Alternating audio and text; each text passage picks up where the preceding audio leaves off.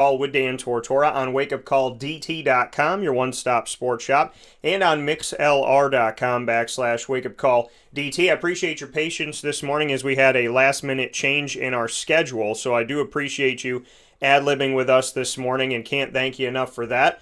But we are here inside of the Cafe Kubal studios, and I hope that you're doing well. I hope that you're staying safe. I hope that you're taking care of yourself and being good to one another, because that is what life should be all about, being good to yourself and being good to each other. So we have a jam-packed show for you today. It is going to be awesome. I'm ecstatic. I was thinking about it last night, thinking about it this morning, waking up, and I'm very much looking forward to it. Wake Up Call with Dan Tortora, bringing you our trio of segments as we always do every single Friday. The Annoying Moment of the Week, proudly presented by Carvel DeWitt. Lead, Learn, Evolve, Ad-lib, and Deliver with my co-host and sister, Juanita Ward, brought to you by Chick-fil-A Cicero. The Top Dog of the Week will be announced, brought to you by Canine Camp Dog Daycare and Canine Kampground Dog Boarding at 10 a.m. Eastern Time.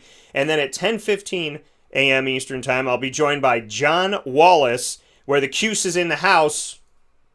You know it. Cuse in the house, oh my God. So we'll hear from John Wallace today at 10:15 a.m. Eastern Time. And then Wake Up Call is extending for you today, and we're going to bring you Otis Hill at 11 a.m. Eastern Time. So can't have John without Otis. I had to have them both on the show. There was a picture of when they lost that championship to Kentucky back in 1996, and that time when they made it to the championship game and they lost in the championship game. I'll never forget the picture of John Wallace with his arm around Otis Hill, and I actually asked Otis about what he said to him in that moment, and he said, this is your team, big fella. Like, you got to lead them next year.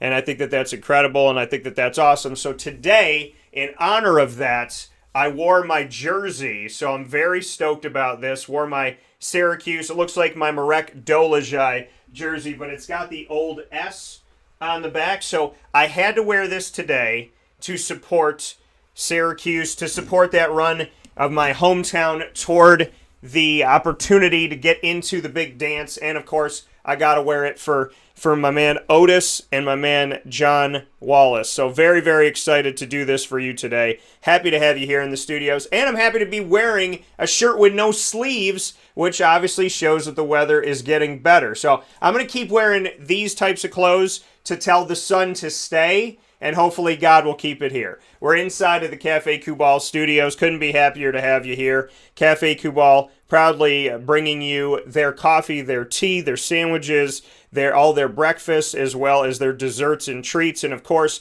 a smile and great service with their mobile cafe, as well as their delivery to you, local delivery, and no delivery charge for those living in Onondaga County, and of course, their 5 locations that you'll find at 3501 James Street, 324 West Water Street, 208 North Townsend Street, as well as 401 South Salina Street in Syracuse, and their newest location in Manlius on 343 Fayette Street in Manlius, New York. So, again, so happy to have you here. Very much appreciate having you in the studios. Thank you for your patience today as we were getting something awesome set up for you in the broadcast, and I am just looking forward to the day. I want to give a big thanks to North Carolina, to East Carolina, to Miami, to Notre Dame, to Duke, and to all the schools that have given me an opportunity to speak with their coaches and players in this very unique time. I've been covering, obviously, the conference tournament week, and namely covering specifically the ACC tournament and the American Athletic Conference tournament, and I'm very thankful to everybody that's working within that group. So shout out to Andy, shout out to Amy, shout out to Chuck, and to everybody working on those tournaments. You're doing a fantastic job, and you have given me some great opportunities to do some awesome things. To Tom as well, thank you. So big thanks to everybody doing that. With that being said, it is time to get into MaandPawsPopcorn.com's What's Poppin'. We're going to start the show off with the Annoying Moment of the Week, proudly brought to you by Carvel DeWitt.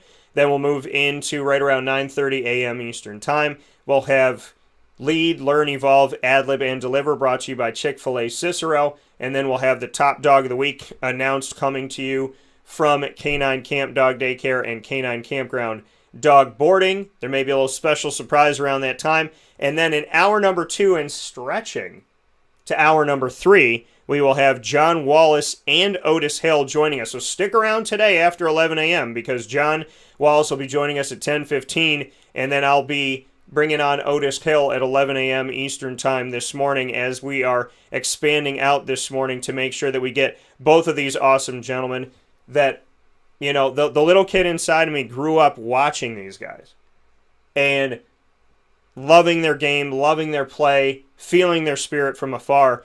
And now, I mean, you talk about how they say that nothing is impossible, that anything is possible, that God will help you find a way, that he'll guide you there, that there's nothing off the table. I was a little kid watching John Wallace and watching Otis Hill. I was, at the time that they were playing, I was 10 years old. So I'm 10 years old watching them play. And I'm seeing Cuse in the house, oh my God. And I'm singing it all around the house, and I'm singing it with my friends, and I'm singing it in school. And now, 20 plus years later, more than 2 decades later, both of these guys are my friends. So if anybody tells you something's impossible, it's not. These two guys that I watched that were larger than life, that were kings to me, are now my friends. They're now guys I can just text and say what's up.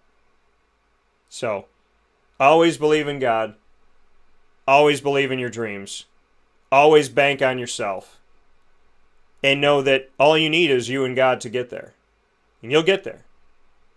And these guys are awesome, and that's why I can't wait to have them on the show today. So, without further ado, let's get to that annoying moment of the week, proudly brought to you by Carvel DeWitt. And I got a nice message from Ross. Have a great Friday show heading into Selection Sunday. Yeah, and I got a special news on what we're going to be doing for Selection Sunday, because Wake Up Call is actually doing something we've never done before, which is going to be extremely cool for all the fans, especially those of you here in Central and Upstate New York. So very, very much looking forward to sharing that news with you, and I'll be sharing it throughout the show to make sure that nobody misses a moment of me letting you know what's going on here. So a lot of great stuff coming up, but first, the annoying moment of the week.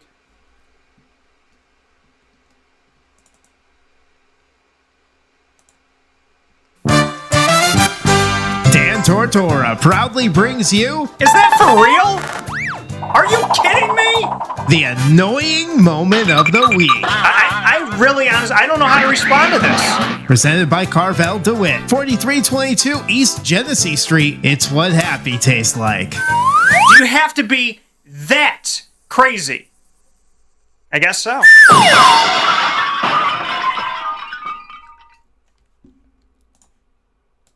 The annoying moment of the week, proudly presented by Carvel DeWitt. The annoying moment of the week this week.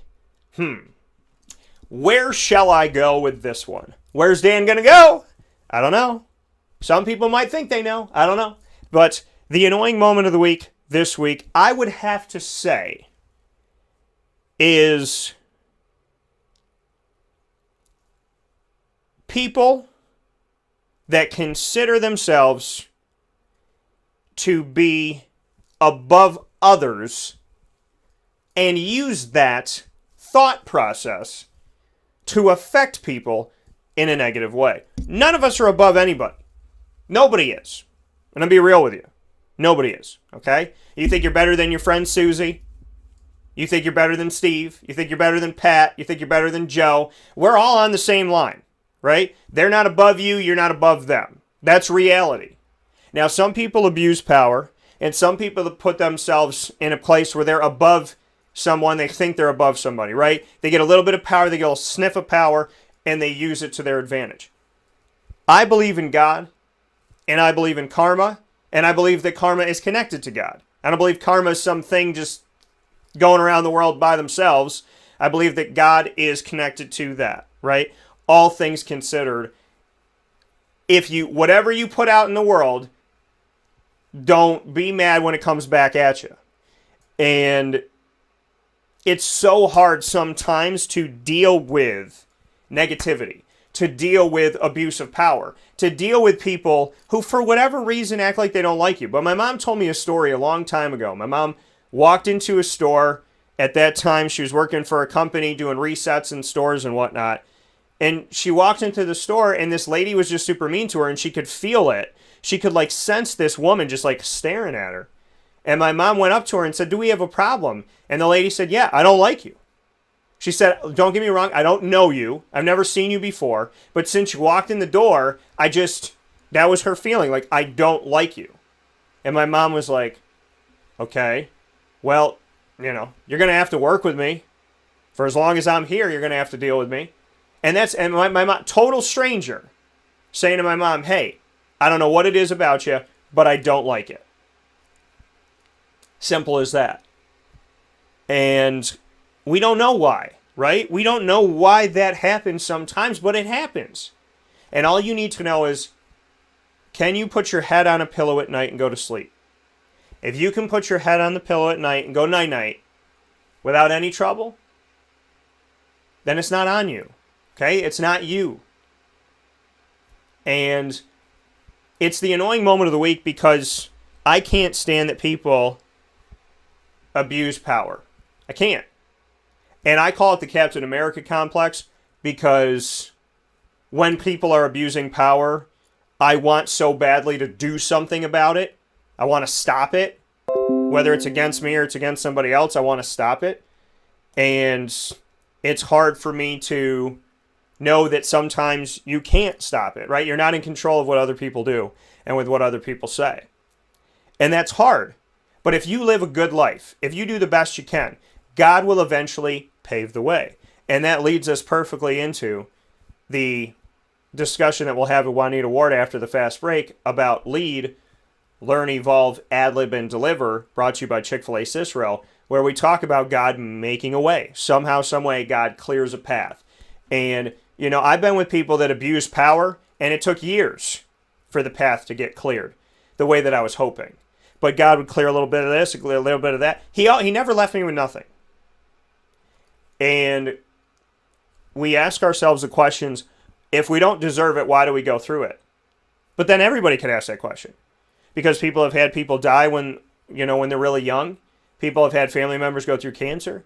People have had family members go through COVID. People have had losses of jobs, loss of money, loss of a house, loss of a marriage, got cheated on, got lied to, got fired from a job when they did nothing wrong, got in a fight with somebody that they didn't even know why the person didn't like them. So we've all been through it. We all have adversity. Nobody's had a clear path for victory. Nobody. And I think by sharing our stories, we kind of let each other know you're not in this alone. I wear this proudly every single day. And I saw when I went on the air that it was out. Because, sometimes I'll tuck it in, not because I'm afraid to show it, I'll just tuck it in. And it's out. And I said, you know what? I'm leaving it out. Because I want people to see it. And it's actually out over the most perfect thing, ironically, to show that God will pave a way. And that nothing is higher than God and nothing is more important than God. And listen, some of you believe and some of you don't, and that's okay. I believe what I believe, and I hope you respect me. I respect you for doing you. Life is awesome. It's tremendous. It's amazing. I can't do it without the big guy because I think that would be disrespectful and wrong. And I've tried to do it without him before, and boy, have I not succeeded. So give it the best you got. Trust yourself. And when people abuse power, yeah, it stinks. It stinks when people do it that we don't even work for. It stinks when our bosses do it. It stinks when, people in politics do it. When they make decisions for us that we wouldn't have made for ourselves. Right? Because we're going, well, it's our life. But this is how life goes sometimes. And if you can just navigate through the fact that sometimes the person steering the ship is steering us right into an iceberg, right into a rock, right? Sometimes it looks bleak. Sometimes it looks difficult. Sometimes it looks impossible. Sometimes it does nothing but aggravate us. But all the time, God is by your side. All the time, you are yourself. All the time, I hope you have loved ones surrounding you, supporting you. Because some negativity will never stop being negative. And the true travesty and the true loss is when that negativity makes you negative. Because you can't be. Let people do what they're going to do. Because they're going to do it whether or not you let them. Let them do what they're going to do. Let them be who they're going to be. There's a line in one of my favorite songs, Just the Two of Us, by Will Smith. And he says, throughout life people will make you mad, disrespect you and treat you bad. Let God deal with the things they do, because hate in your heart will consume you too. So, stay positive, stay well. And though it's annoying that there are people out there that abuse power and treat good people with disrespect, let God deal with the things they do, because hate in your heart will consume you too. Stay positive, stay well. And as this weather's going good, you know what happy tastes like. So you want to add to that positivity, add to that pep in your step? Well, head off to Carvel DeWitt and get yourself the Orange Dream today. It is my spin on an orange creamsicle in a sundae and in a shake. Yeah, I did it in a shake form. You can get it today, and obviously we need all the Orange Dream that we can get. So I hope that droves of you go to Carvel DeWitt today. Ask for the Orange Dream, 4322 East Genesee Street in DeWitt, New York, exclusively there. Order the Orange Dream and drink it, eat it as a sundae. We need all that Orange Dream to come together for this community to just keep hoping and wishing and believing that Syracuse will make the tournament on the men's side. We know they're doing it on the women's side, so we've dreamt there, and that dream has come true. Now we're hoping that both dreams will come true. So make sure you get out there and get the Orange Dream at Carvel DeWitt. We'll take a step aside for a fast break. When we spin back around, Wake Up Call with Dan Tortora, we'll have Lead, Learn, Evolve, Ad-Lib, and Deliver, featuring the great Juanita Ward, joining me here today to give you more positivity on how God will always pave a way.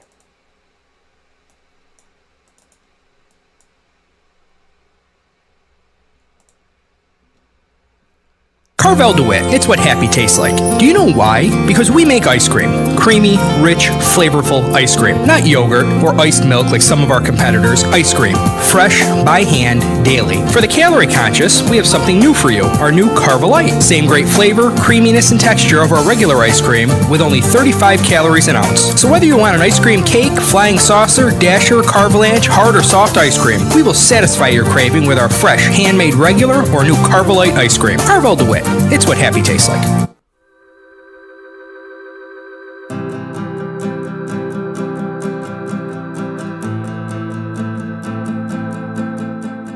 Cafe Cabal offers same-day local delivery of our products, offering no delivery charge for Onondaga County.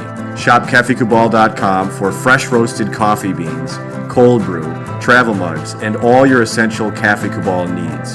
Cafe Cabal, coffee for the soul.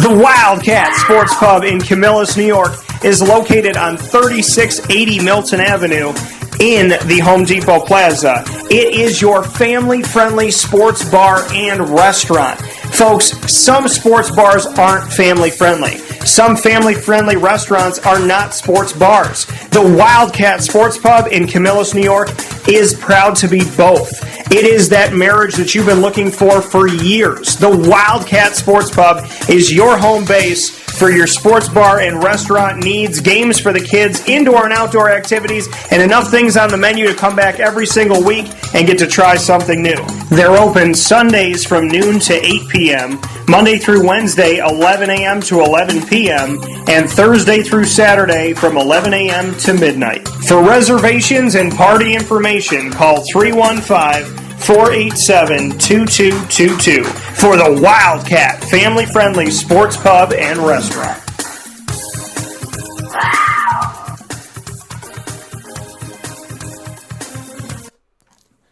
Welcome back here to Wake Up Call with Dan Tortora on wakeupcalldt.com, your one-stop sports shop, and on mixlr.com/wakeupcalldt, as well as on Facebook Live on facebook.com/livenowdt, and on youtube.com/wakeupcalldt, all inside of the Cafe Kubal studios. It's time for Lead, Learn, Evolve, Ad-Lib, and Deliver, here with you every Friday at 9:30 a.m. Eastern Time, featuring Juanita Ward and myself, Dan Tortora, proudly presented by Chick-fil-A Cicero, bringing you positive messages, faith-based messages, and hopefully giving you a little bit of hope and what you need to give you a little pep in your step in your day today. Let's bring her in. Juanita, how are we doing today?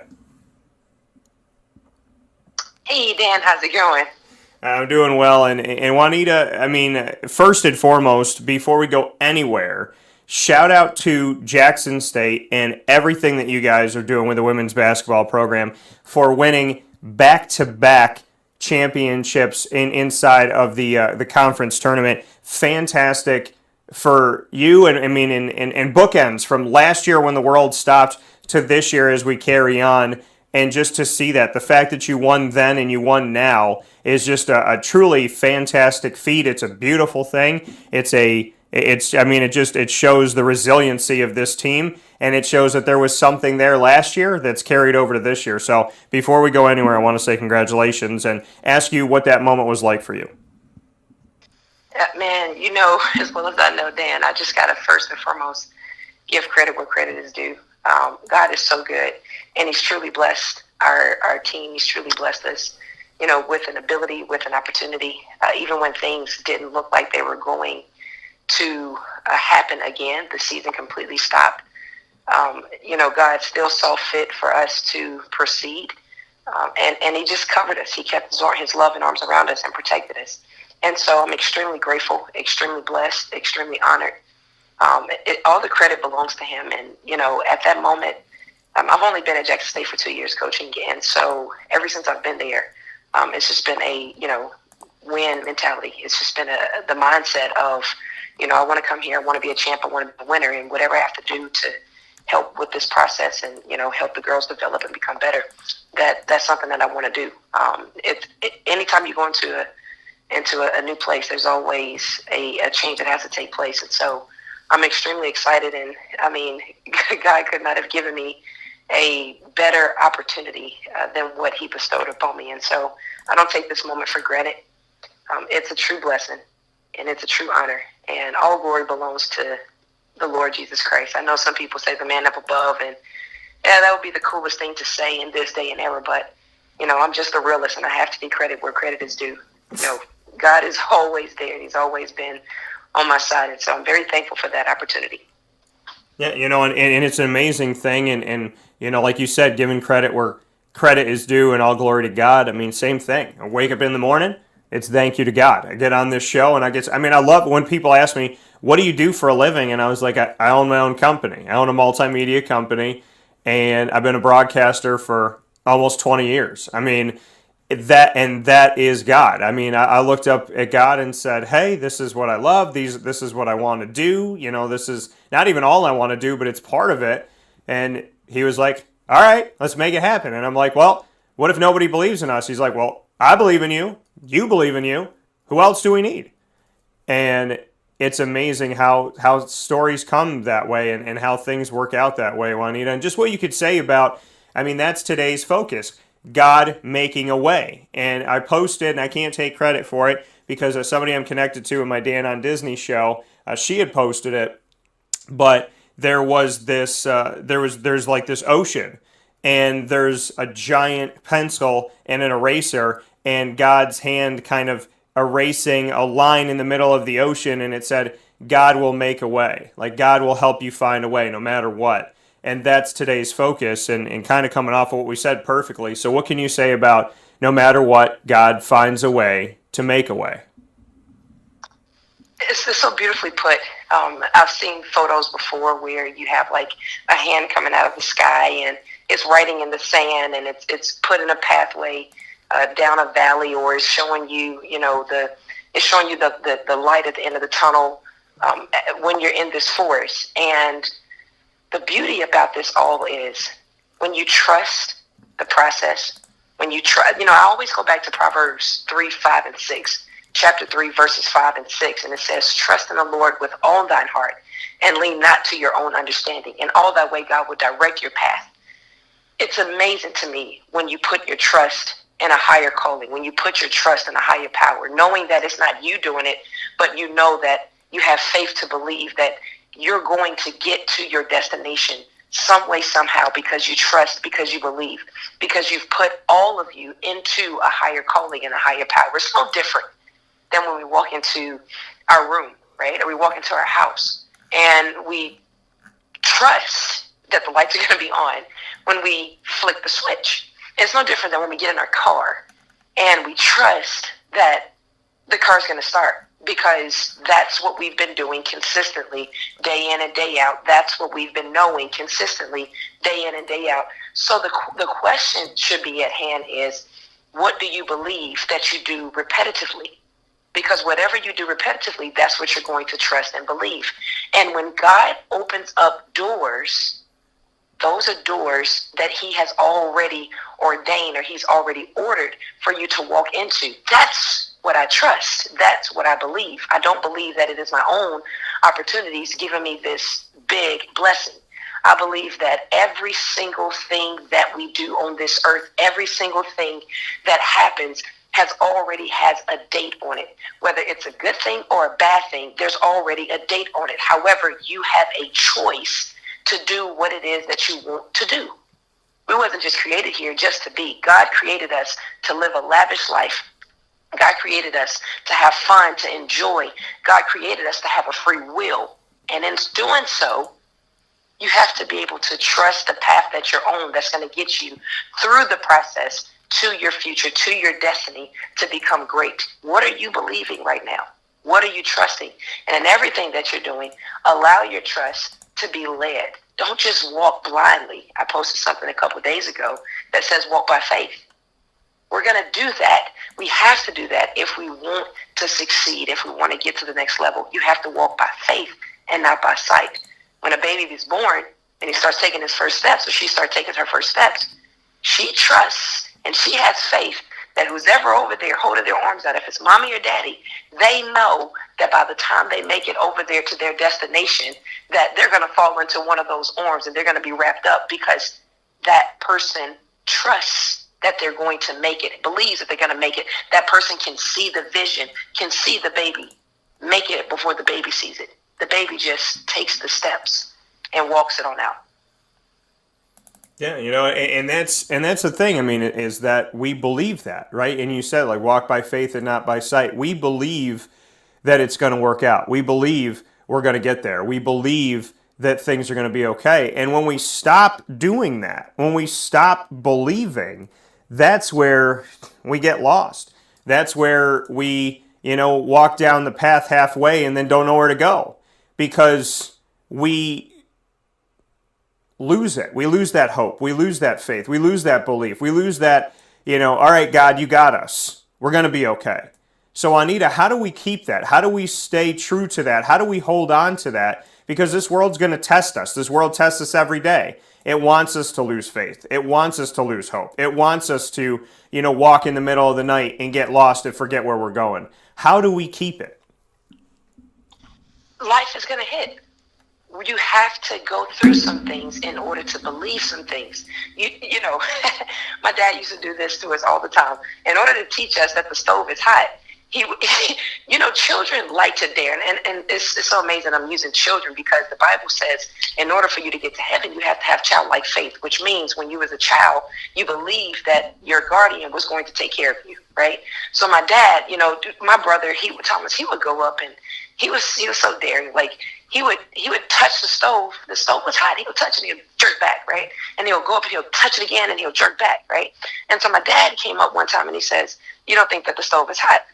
And Thomas looks at him and Thomas says, "No, I don't think the stove is hot." He's so daring, right? And my dad went up there and my dad said, "Don't put your hand over the stove because the stove is hot." Thomas says, "Oh, the stove isn't hot." My dad says, "Listen, Thomas, don't put your hand over the stove because the stove is hot." Dad turns around, he's cooking us some food. Dad turns around and he's washing the rice off. And as soon as he turns back around, Thomas touches the stove, and Thomas says, ouch. My dad says, boy, what'd you do? Thomas says, I just touched the stove. He's every bit of like maybe 8 or 9. He says, I just touched the stove. My dad says, son, didn't I just tell you that the stove was hot? Why would you touch the stove? Thomas says, because I didn't believe that you said that the stove was hot. My dad says, okay, well now let's talk about the lesson in this. Because I told you that the stove wasn't hot, why did you still touch the stove anyway? My dad knew the answer to this because experience comes with age, with wisdom, right? So my dad knew the answer, but this little 8-year-old boy didn't know the answer. And because this little 8-year-old boy was so determined to touch the stove to find out for himself if the stove was hot, he proceeded in touching the stove and found out that the stove was hot. And my dad said, son, why did you touch the stove after I told you not to? He says, I touched it because I needed to see for myself if the stove was hot. And my dad says, okay, well, now that you saw that the stove was hot, are you going to do it again? He says, no. My dad says, why? Because now I know that the stove is hot. The simplicity in that story is we do things by trial and error. God has given us this free will. He hasn't put a stake in the road and said, you know what? No way. Don't do this. Don't do that. You cannot go here and do that. And that is the final answer. If you do, that's the end. He gave us a free choice to say, all right, if you do it, there's consequences behind that. If you keep going over here, there's something's going to happen with that. If you go over here and test this, something's going to happen with that. The great thing about what God has allowed us to do in life is called grace and mercy. He knows that we're going to be like my little brother, that we're going to go over there and try it and test it and try it and test it and try it and test it. And in the process of trying and testing and then touching and finding out that it is hot, or taking a leap of faith and find out that it wasn't the right thing to get into, what lesson are you learning in that process? Now, my dad could have taken a different route, and he could have said, Thomas, okay, you're on punishment because you didn't listen. He didn't do that. What my dad did was, my dad knew, I'm sure he knew that Thomas was going to test it because Thomas was very daring. And my dad put the stove on low temp because my dad knew that Thomas was going to test that stove. Here's what God is doing for us today. He knows that we're going to make mistakes. He knows that we're going to test the waters.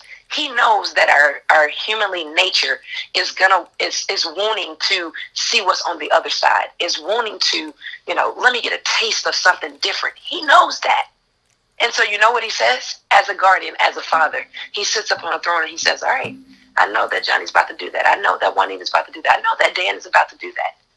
But just around the corner, I have a ram in the bush. Because I know that is my chosen. I know that is my child that I called. I know that person. And I know how much deep down in their heart that they truly have a desire for me. I know this because before the beginning of time, I created grace and mercy, because when they fell, I was going to be right there to pick them up. I was going to have my hand out there to pick them up. I was going to have the light at the end of the tunnel. I was going to have, the hand in the sand drawing a path so that you can get back on track. He knows that you're going to make mistakes. Now, by all means, I'm not saying to just jump out there and go, I'm testing you, God. No, I'm not saying that, right? Yeah. But what I am saying is there's a process into this life thing. You have to keep going. You have to stay consistent. If you've played any sports, if you've done anything where there has to be some type of preparation before the test, you understand that there's going to be trial and error. You're going to make mistakes. You're going to learn the lesson. The process through this all is, are you willing to go through it to get to your destination? I don't know one person, and if you do, Dan, please tell me, because I'm a student of life, but I don't know one person that has had a cakewalk in this life. Not one.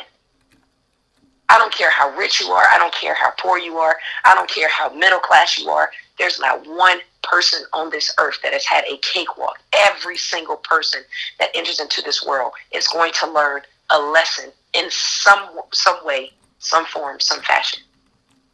And that's the process of getting to that goal, of getting to that destination, of getting to your vision. You have to keep going. Don't stop. There's going to be tests and errors. There's going to be some yays. There's going to be some nays.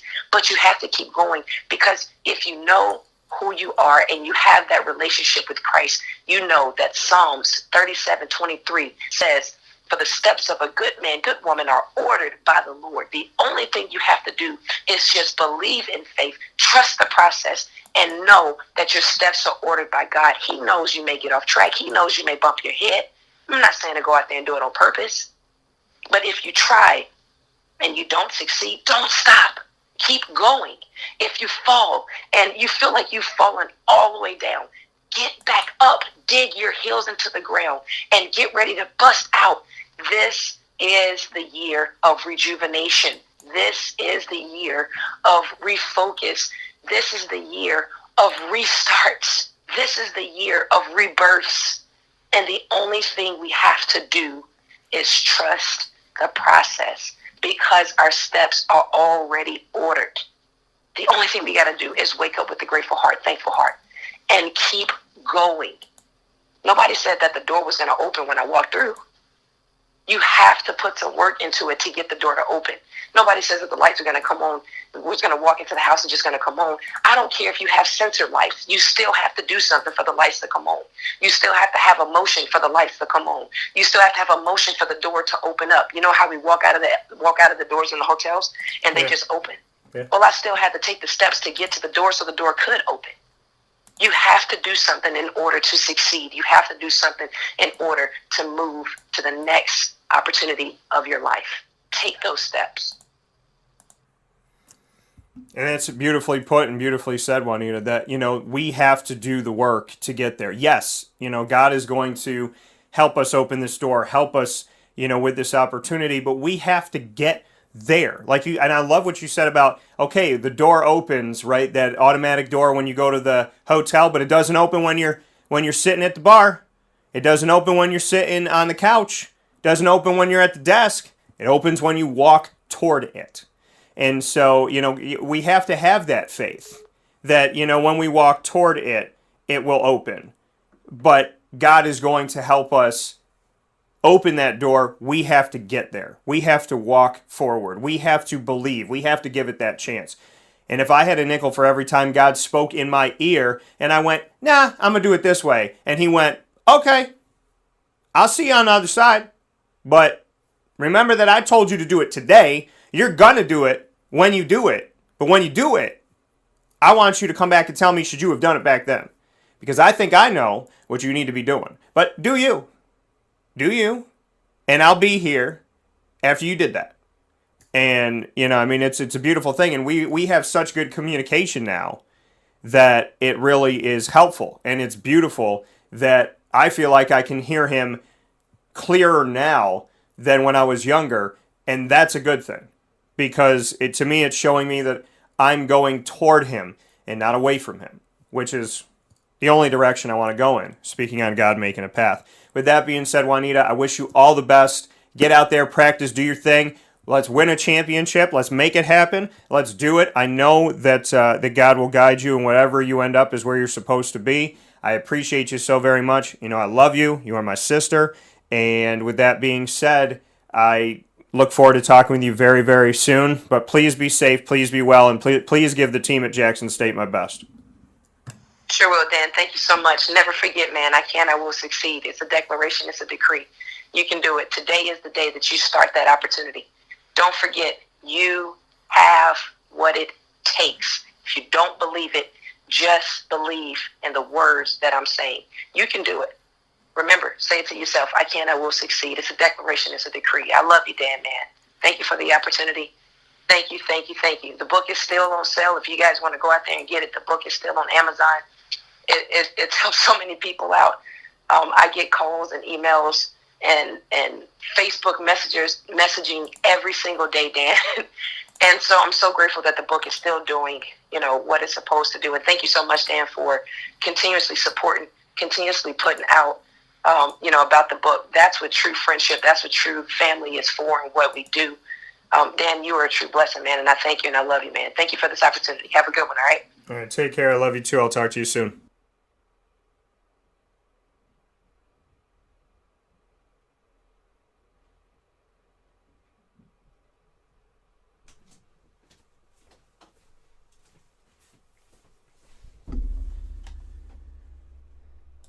That coming once again from Juanita Ward here on Wake Up Call with Dan Tortora, where sports truly meets that thing called life. And I want to thank Juanita for spending some time with us, today and every Friday. I know last Friday we had a little bit of an interesting week because I had a little bit of an interesting week, but such an amazing thing to be able to share this with you, to have something like Lead that we do every single Friday.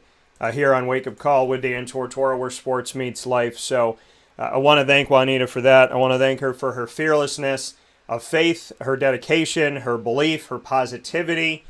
And listen, Juanita and I have a strong faith. We believe in God. We're positive. But that doesn't mean that we don't have our moments. People that know us know that we have moments. And we all do.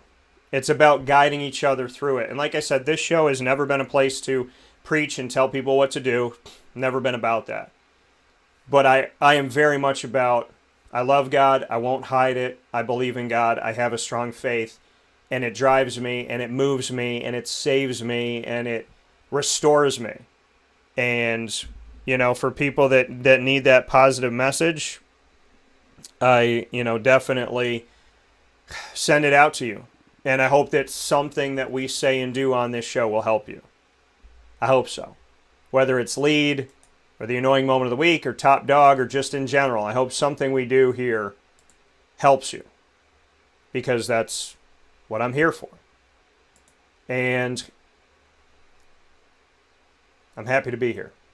So, with that being said, we have some breaking news that we'll talk about with John Wallace and Otis Hill in just a little bit. The ACC has officially sent this out, and I'm going to read you the official blurb, okay? It says, Georgia Tech versus Virginia's ACC men's basketball tournament semifinal game canceled. The Atlantic Coast Conference announced today, this is me reading from the actual press release that I just put on all my social media, Twitter at CallDT, Instagram at WakeUpCall_DT, and here on Facebook at WakeUpCallDT, our page.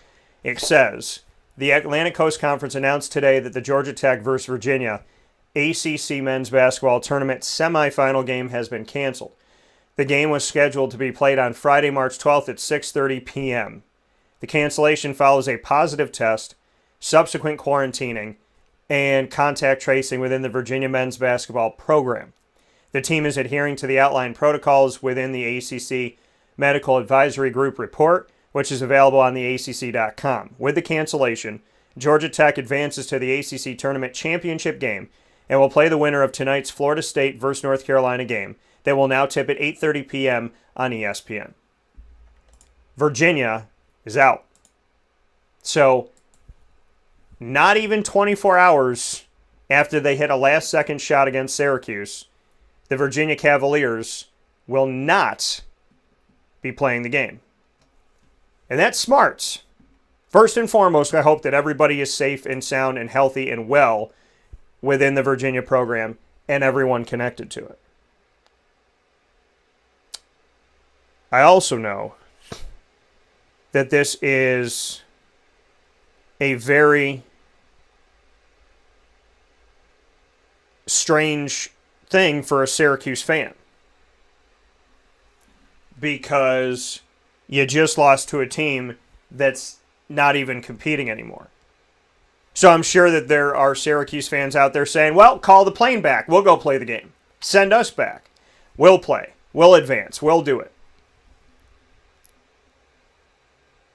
It's a very strange situation.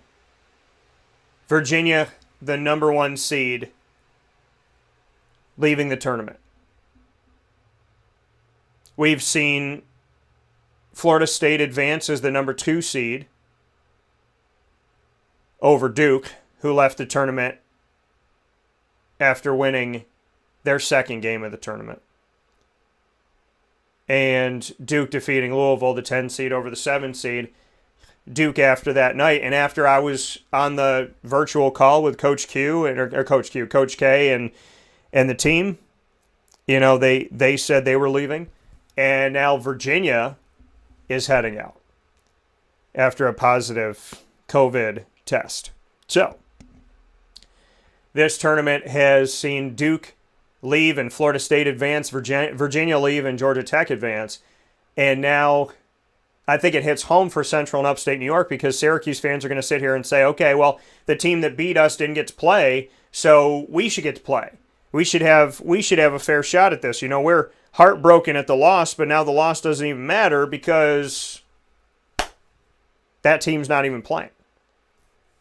So that's the news this morning. My prayers and my hopes and my well wishes for Duke and Virginia and everybody affected by this. For Duke, their season's done. For Virginia, you're hoping that their season continues. They're in prime position for that to continue. They will be in the postseason.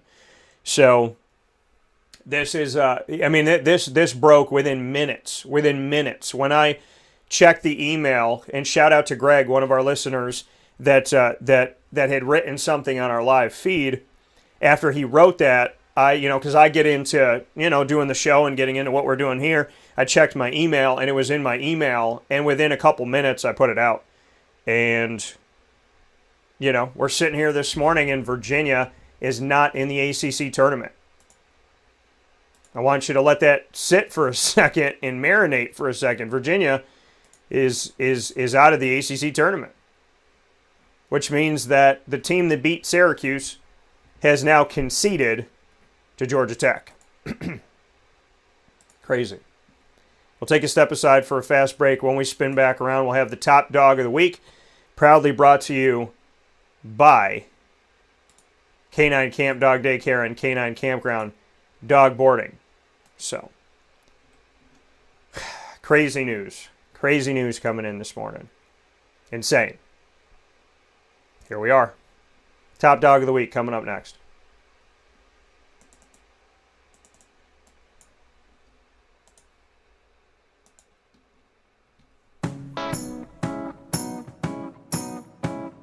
In these unique times, there are those in our community that give us a sense of normalcy and positivity. Pizza Man on 50 Oswego Street in Baldwinsville has been here for you for over 35 years and is here now. Call 315-638-1234 or order online at pizzamanbville.com to bring those familiar tastes into your home. And remember to come see our monthly on-site broadcasts centered around the community and our Baldwinsville Bees. Pizza Man in Baldwinsville. Any way you slice it, they are always here for you.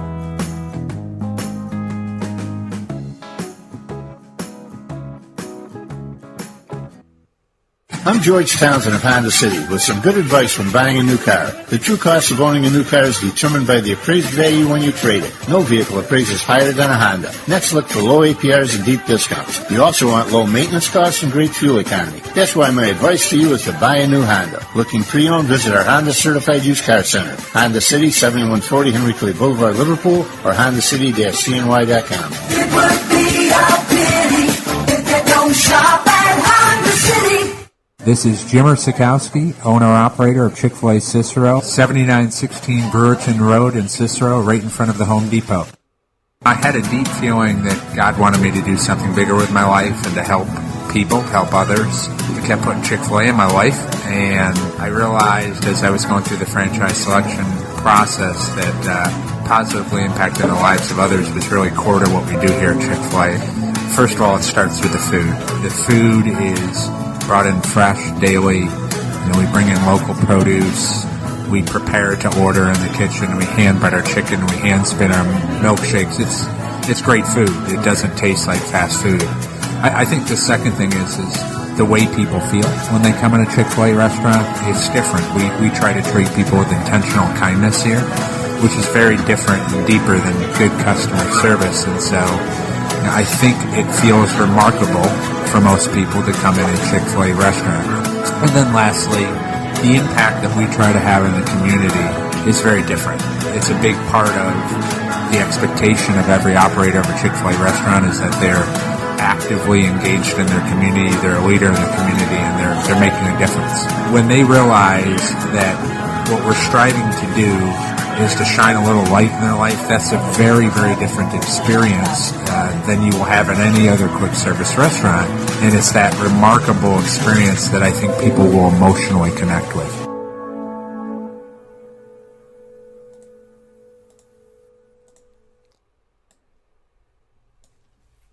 Welcome back here to Wake Up Call with Dan Tortora on wakeupcalldt.com, your one-stop sports shop, and on mixlr.com/wakeupcalldt. News coming out during the broadcast here, during Wake Up Call this morning, and if I had a nickel for every time breaking news happened during my show, you talk about opportunities that God presents. I mean, I broke about the ACC with Syracuse joining the ACC, a ton of stuff that we've gotten to do. That one sticks out to me. But today, finding out just a little bit ago that Virginia's out of the tournament. So they're out of the ACC tournament due to a positive test. They're heading home. Georgia Tech advances. The team that beat Syracuse will now not play another game in the ACC tournament. JB saying Cuse in the house with John Wallace and Otis Hill coming up soon. It's going to be interesting now. We were going to have a great conversation with John and Otis no matter what. Now it's going to be even more interesting with the fact that the team that beat Syracuse is now not in the tournament, which I think would make, some Syracuse fans say, well, hell, we'll come back on a plane. We'll do it. But now the concern that some people have is, does Syracuse have to quarantine? Well, these players and coaches will tell you they get tested all the time. So they will undoubtedly be tested again. And hopefully Syracuse will not have any positive tests and they'll be able to move forward. And, and then hopefully Virginia will get better from whatever's going on their side, that they'll heal and they'll be well and that things will work out in their favor as well. So my best to Virginia, my best to Syracuse, my best to anybody that came into contact, because, obviously they're all around each other. So hopefully Syracuse is fine. Anybody that came into contact with Virginia is fine. And hopefully Virginia is fine. Crazy. Absolutely crazy, the times that we live in right now. I told you I had a surprise. I had the opportunity to speak with Quincy Guerrier after the Syracuse loss. And so I want to bring that to you now. For those of you on Facebook.com/LiveNowDT and YouTube.com/WakeUpCallDT, you'll be able to see and hear from Quincy Guerrier right now. Quincy, just what you can say about where you feel this team has evolved the most this year, and if you feel like at this point in the season you're playing your best basketball as a team. Yeah, we definitely play our best basketball. Probably the last four games. But I think our defense got better. We communicate more. I think that was the problem, and we were not moving our feet before, and now we're moving our feet, communicate, and I think that's pretty much it. I think offensively we've been probably good the whole year. Our offense was working, but it was more about defense. So that coming from Quincy Guerrier, who said in the last four games he thinks that's when Syracuse has been playing their best basketball, and the defense is what needed to get better. He thought the offense was there for the most part. The defense had to get there, and now he thinks that the team has gotten there. Syracuse, looking at their schedule with him talking about these last four games, what he is referring to obviously is the win over North Carolina, the win over Clemson, the win over NC State, and fighting Virginia all the way to the brink, losing 72-69. So those last four games, making a note of those coming after a two-game losing streak to Duke and to Georgia Tech, both of those games on the road. So that coming from Quincy. Thank you to Quincy for your time, as always, and thank you to Syracuse for the opportunity. It's now time to get into the Top Dog of the Week inside of the Cafe Kubal Studios. It's now time to head to the Top Dog of the Week, proudly presented by K9 Camp Dog Daycare and K9 Kampground Dog Boarding.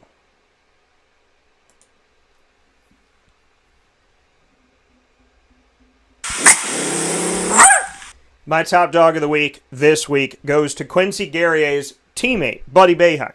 Buddy, who has played out of his mind. Now, Buddy has been good for Syracuse. Since he got there, I feel like he's done good things for Syracuse. But Buddy has gotten consistently better. I said this yesterday. If Buddy was not Jim Boeheim's son, I still think he'd be on the floor for Syracuse. You know what I mean? For the people that say, oh, he's only on the floor because of his dad, I don't think that that's it at all. I think Buddy's on the floor because Buddy is talented. Buddy is on the floor because Buddy is capable. Buddy is on the floor because Buddy's good. And anybody who says anything otherwise is just jealous of the fact that Buddy's on the floor. Because without Buddy Boeheim, this team goes nowhere, does nothing, and is maybe 8 wins, 9 wins this season. Maybe 8 or 9 wins this season. That's a maybe. So my top dog of the week goes to Buddy Boeheim, who I think has had himself one heck of a season, and he just continues to impress. I got a lot of respect for him. He got to 1,000 points and counting in 3 seasons with another season to go, and if he wants a 5th season, he can have that due to COVID. So big shout out to Buddy Boeheim, who is declared this week's top dog of the week, proudly presented by Canine Camp Dog Daycare and Canine Kampground Dog Boarding. Local places here for you in East Syracuse, right off of Bridge Street, to help with your dog for daycare as well as long-term care. The dog boarding, each dog has their own cabin, which is beautiful. It's awesome. They get their own space where they can eat and sleep and have a good time. The dogs that we have that like to watch TV, there's some premium cabins that are there, and there's a play area inside, and there's a play area with turf outside for the dogs to run around. They can go into like little cubbyhole fence areas. They can play out in the open. They can play with toys, play with each other. And so it's a really awesome place. And the daycare, obviously, with toys and opportunities for them to play with each other. The little dogs stay with the little dogs. The big dogs stay together. And, it's really a great experience for everyone. So you can go to Canine Camp Dog Daycare and Canine Kampground Dog Boarding in Syracuse and get in touch with them today. And obviously give them a call to get more information. If you'd like to call the daycare, it's 315-437-7110. That's 315-437-7110 to get a hold of them. And if you'd like to call the campground, it's 315-299-4013. That's 315-299-4013 to get in touch with them today and get your information over to them, because they obviously they take the time. They don't just bring in any dog. They take the time to learn about your dog, to get all the information, and to make sure that they're going to be good with other dogs that are there. They want to make sure that everybody is safe and that everyone has a great experience. So I commend them for the work that they do and the amount of work that they put in. Canine Camp Dog Daycare and Canine Kampground Dog Boarding, the work that they do, the amount of work they put in, that is why Buddy Boeheim is our top dog of the week. The amount of work he puts in, what he has done, attacking inside, being the first to score in the first half, being the first to score in the second half, getting Syracuse started, being that spark for them, hitting those threes, attacking inside, using his size when he has that matchup, going after it, getting at it, everything that he's done. I have a lot of respect for Buddy Boeheim. So that is why he is our top dog of the week this week. With that being stated, we'll take a step aside inside of the Cafe Kubal studios. When I come back, I will be joined by John Wallace and Otis Hill. First John, then Otis, right after this.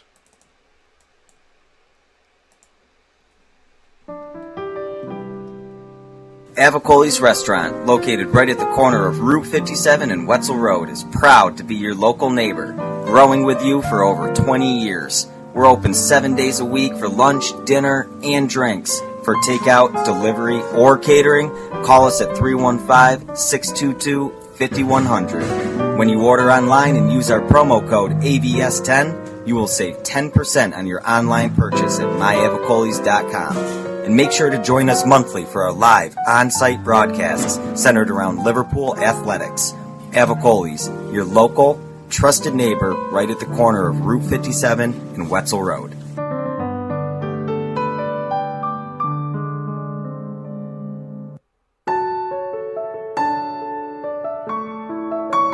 Having peace of mind when you're out of town that your furry-loving friend is safe and sound means taking them to Canine Kampground, because we all know that when it comes to the love of our pets, it goes well beyond the call of duty to make sure they're safe and sound. Right, Lily?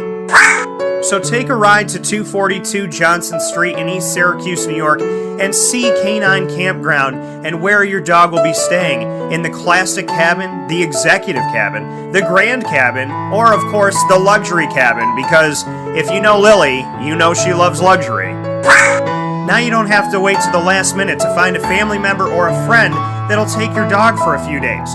Call Canine Kampground at 315-299-4013. That's 315-299-4013. Their drop-off and pickup times are Monday through Sunday. Check K9Kampground.com for more information. That's the letter K, the number 9, and Kampground spelled with a K.com. K9Kampground.com. When you're going out of town, bring your dog to Canine Kampground.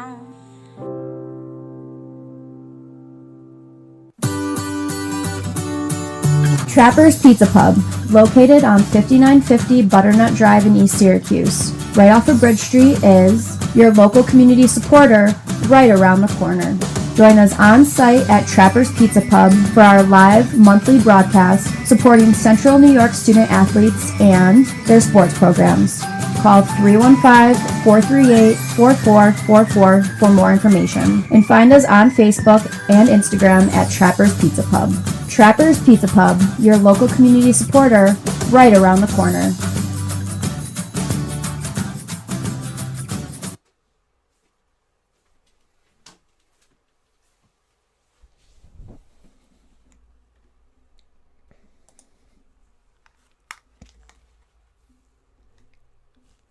Welcome back here to Wake Up Call with Dan Tortora on wakeupcalldt.com, your one-stop sports shop, and on mixlr.com/wakeupcalldt. So very happy to be here with you, listening throughout the world, as well as on Facebook Live on facebook.com/livenowdt, as well as on youtube.com/wakeupcalldt.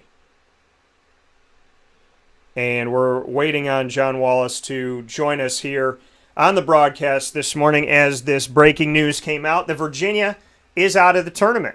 No ACC tournament for Virginia any longer. It's done.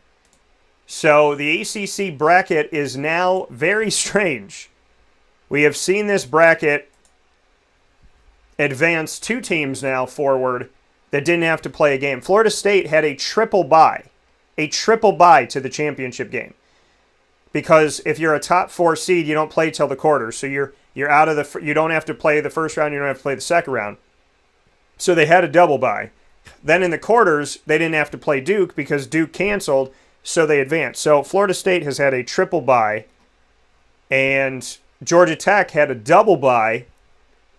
Then they played, Georgia Tech had, they had a double bye. They didn't have to play the first two, and then they played, and now they have another bye.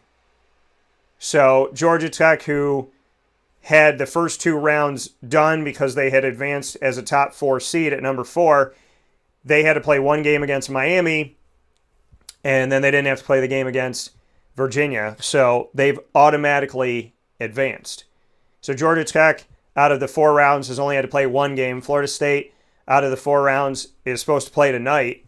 North Carolina has played all of their games, and that's it. That's all that's left. So crazy to look at this. Miami took down Pitt in the first game of the first round. Duke took down Boston College. Notre Dame won over Wake Forest. And then Syracuse defeated NC State. Miami defeated Clemson. Duke defeated Louisville. And North Carolina defeated Notre Dame. After that, Virginia won at the buzzer against Syracuse. Georgia Tech barely got past Miami, who was playing with only 6 scholarship players, and found a way to almost win 3 games in 3 days. Very close, 70-66. Florida State advanced past Duke with a game being canceled because Duke went home due to COVID. North Carolina took care of Virginia, 81-73 last night. And this morning, and then today, finding news this morning that Virginia is home due to COVID, and Georgia Tech was supposed to play tonight. That game is canceled, which means Georgia Tech is half of the championship, and we will have a game tonight played earlier, as North Carolina's 9 p.m. game was boosted up to 8:30 last night, and it'll be boosted to 8:30 tonight Eastern Time on ESPN, as North Carolina will take on Florida State for the rights to play in the championship game against Georgia Tech. So that's what it looks like. That's what it is. This, it's showing you that COVID is still here. It's still a thing. It's still going on. And, my prayers and my hopes for the families that are out here, that we all stay safe, we all stay well, and that we get well, we get better. And then today, this is a very my prayers and my hopes for the families that are out here. I think that some people, it's that we all stay. It's gone away, and this is a reminder that it hasn't. This is a reminder that it's still here. We have one game tonight, and that's it. And outside of that, we'll hopefully get to a championship game. More than anything else, I pray for the health and safety and happiness of Duke and Virginia and all 15 schools. I hope that, whoever Duke came into contact with has nothing to be concerned about. I hope Duke will be okay, and I hope that Boston College and Louisville will be okay as well. And I hope Virginia's okay, and that Syracuse is okay, because, that's the only team that Virginia played. So obviously there'll be a heightened thing to make sure that Syracuse is okay, and that Louisville's okay, and that BC's okay as we step forward. Crazy. It looked like we were going to get through this tournament with little to no issue, but this is the question that I brought up. This is the question that I said. I'm not a pessimistic person. I was just playing, I was playing the advocate on the other side, and saying to myself, okay, there's 68 teams coming from all over the country. How is there not going to be one team with one positive test? To think that is to be naive or ignorant. And what are they going to do when that happens? And with that being said, we have Mr. John Wallace here with us here in hour number 2 of Wake Up Call with Dan Tortora. John Wallace joining us on the live line, and Otis Hill to follow. John, what's up? How you doing? Yeah, what's up, man? How you doing? Doing well, brother. And I'm just talking about the news that came out this morning. Perfect timing for you and Otis to be on the show. What are your thoughts of the fact that Syracuse lost to Virginia at the buzzer, and it just came out that Virginia is not going to be playing the rest of the tournament? They've conceded the game to Georgia Tech, so the team that beat Syracuse is now heading home. What are your thoughts? Man, it's just so apropos for the season that's been going thus far, with everything and all the stoppages. It just sucks that, we lost at the buzzer, and now they're not even playing. It's hard, man, but, it's not a perfect system, because we're all new to this, so hopefully we're able to get into the tournament. I think we should definitely get into the tournament. I thought we played good enough yesterday to win the game, so, there's no shame in losing to the number 1 team in our conference, who, Virginia's a really good team, but we played them really tough yesterday, and hopefully the committee will see that we definitely deserve to be one of the teams that's in the tournament this year. Yeah, in a somber morning, in the sense of, just what a Syracuse fan, a Syracuse alum like yourself would feel. How are you taking the news that the team that barely beat your alma mater isn't there? I mean, did you almost want to hope that the ACC called Jim and said, turn the plane around? I mean, I can imagine that's what people are feeling today. Yeah, but, you don't ever want to get a victory like that. You always want to earn your victory. So we lost yesterday. And now, we're getting back. They're back in Syracuse, and I'm sure they're prepping, and they'll be watching Selection Sunday together like we always do. It's like a tradition, and hopefully that tradition stays true to the Cuse ways, man. In terms of, I think we definitely deserve to get that bid. So you know, can't worry about the game that we lost yesterday. Can't worry about the fact that Virginia tested positive. We just got to focus on what's important for us. You know, in terms of what's next, and what's next is up for us is the NCAA tournament, hopefully, and prepping for that. Speaking here with John Wallace this morning, Syracuse Orange basketball alum and friend of mine. John, before we go anywhere with the tournament talk and whatnot, I said something earlier about, you know, kids believing in their dreams, adults believing, you know, really any age, believing in their dreams. When I was watching you and Otis on the court back when you were playing in 1996 in that championship game, I was 10 years old. And now I look at this at 35, 25 years later, and, you know, I call you a friend, I call Otis a friend. What can you say about how life is, how beautiful life can be, and about stories like that where, you know, you've always been my favorite player, you know, still to this day. And I got so many alum that come on the show, and I love them all. But, you know, I told you you're my favorite, and you always were. My mom and my dad would attest to that. But the fact that we're friends today, after I watched you at 10 years old glued to the screen, you know, what does that say about life? That, you know, as an adult, I call you a friend, but, you know, as a kid, I was just hoping to meet you someday. Well, it's very humbling, you know, and that's what I constantly reiterate to everyone I come across, that, you know, the Syracuse people, the Syracuse fans, it's nothing like it. They never ever have wavered. They never vacillate.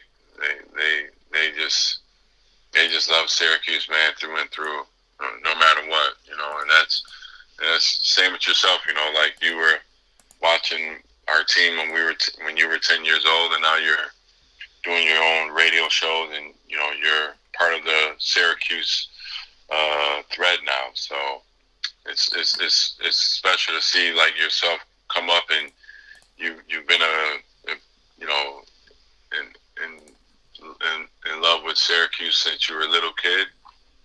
Now the fact that you get a chance to cover them is just like, it's coming full circle. So I think there's a lot of stories like that in the Syracuse area with people like yourself, you know, with a connection to, like, people like myself and other players on the team. So that's what it's all about, man. That's why Syracuse is such a close-knit community.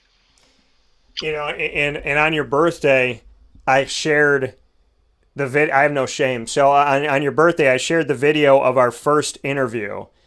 Do you remember what you said to me when we were golfing partners, and at the end of it, and I shared it, I was like, listen, I want everybody to see it. You and I talked about basketball through and through, everything that was going on at the time, and at the end of it, I said, John, am I a good golfing partner? And you said, I am. What did you say? You said, I am a terrible golfer. And Dan Tortora, what did you say? You said Dan Tortora is the worst golfer I've ever played with, and I'm just a little bit better, is what you said. So I remember. Listen, I'm good at putting. I'm not good at driving, but the first time we ever talked, I thought it was great. You looked right into the camera and said, Dan Tortora is a horrendous golfer, and I'm just a little bit better. So, do you remember that? Oh yeah, I remember that, and that's really true. I mean, I don't really golf, man. Yeah. I'm not, you know, I don't get out there. I do it for some charity events and play around or whatever, but I'm not like an avid golfer. I'm not looking. I don't play golf for my own personal time. It's only for, like I said, charity events and work events that I do. So I know I'm not that good of a golfer, and I'm not trying to get better. Everyone kept saying I was going to get the golfing bug. I just don't ever feel like I'm going to get that. You know, all my friends I play with and all my teammates, they're all like serious golfers, man. And I just don't get it. So they kept telling me I was going to get the itch one day, but it's never going to happen. Listen, I'm with you, and I tell people all the time, because I played basketball growing up and got recruited D3 and whatnot, and I can tell you for a fact, John, I think that the sign of being a good basketball player is being a terrible golfer. So I think you're right on. You're par for the course. You're one of the greats of Syracuse history, of Big East history, of college basketball history, and then going to the pros and having longevity there. So I think you being a bad golfer just reiterates how good of a basketball player you are. I think all the other good basketball players who claim them, to be really good golfers would definitely not agree with you, but I agree with you, Dan, so it's all good. So, John, I got to ask you about this. Speaking of your time professionally in the NBA, here with John Wallace from Syracuse Orange men's basketball history and a good friend of mine. John, for you to look at what happened in this Big East tournament, Georgetown goes to Madison Square Garden and Patrick Ewing gets accosted. He gets stopped everywhere. They don't know who he is. They're asking him questions. They're asking to see his ticket. What are your thoughts on Patrick Ewing not getting recognized in Madison Square Garden, and if you ever thought that something like that would happen? No, it was shocking, and he's like, I'm playing with Patrick and knowing him for so long now. He is the consummate pro. He epitomized what hard work and bringing it every day. Really was, and he wasn't an overly vocal leader, but if you watched him, he led by a perfect example. He is irrevocably the hardest working athlete I've ever been around, and so I don't know if those guys don't remember, they're too young. I don't know what's going on, but it's kind of hard to imagine that someone in the Garden didn't know who Patrick Ewing was.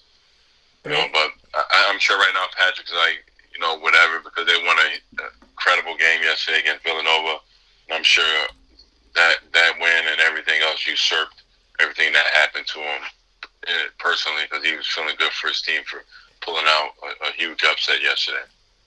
Yeah, and to see, for you to know that Syracuse-Georgetown rivalry and to live it, and then to be teammates with Patrick after the fact with the Knicks, what has it done in your life? Because you have such a unique angle on it that you hate Georgetown because you're Syracuse, and then you become teammates with someone who epitomized Georgetown, and now you see him as the head coach of Georgetown.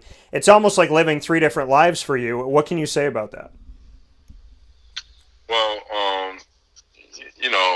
once you get to the league, man, obviously you have your college alliances, but you have to learn to get along and play whatever teammates you have. So, and obviously, me coming in as a rookie to the team, it was Patrick's team.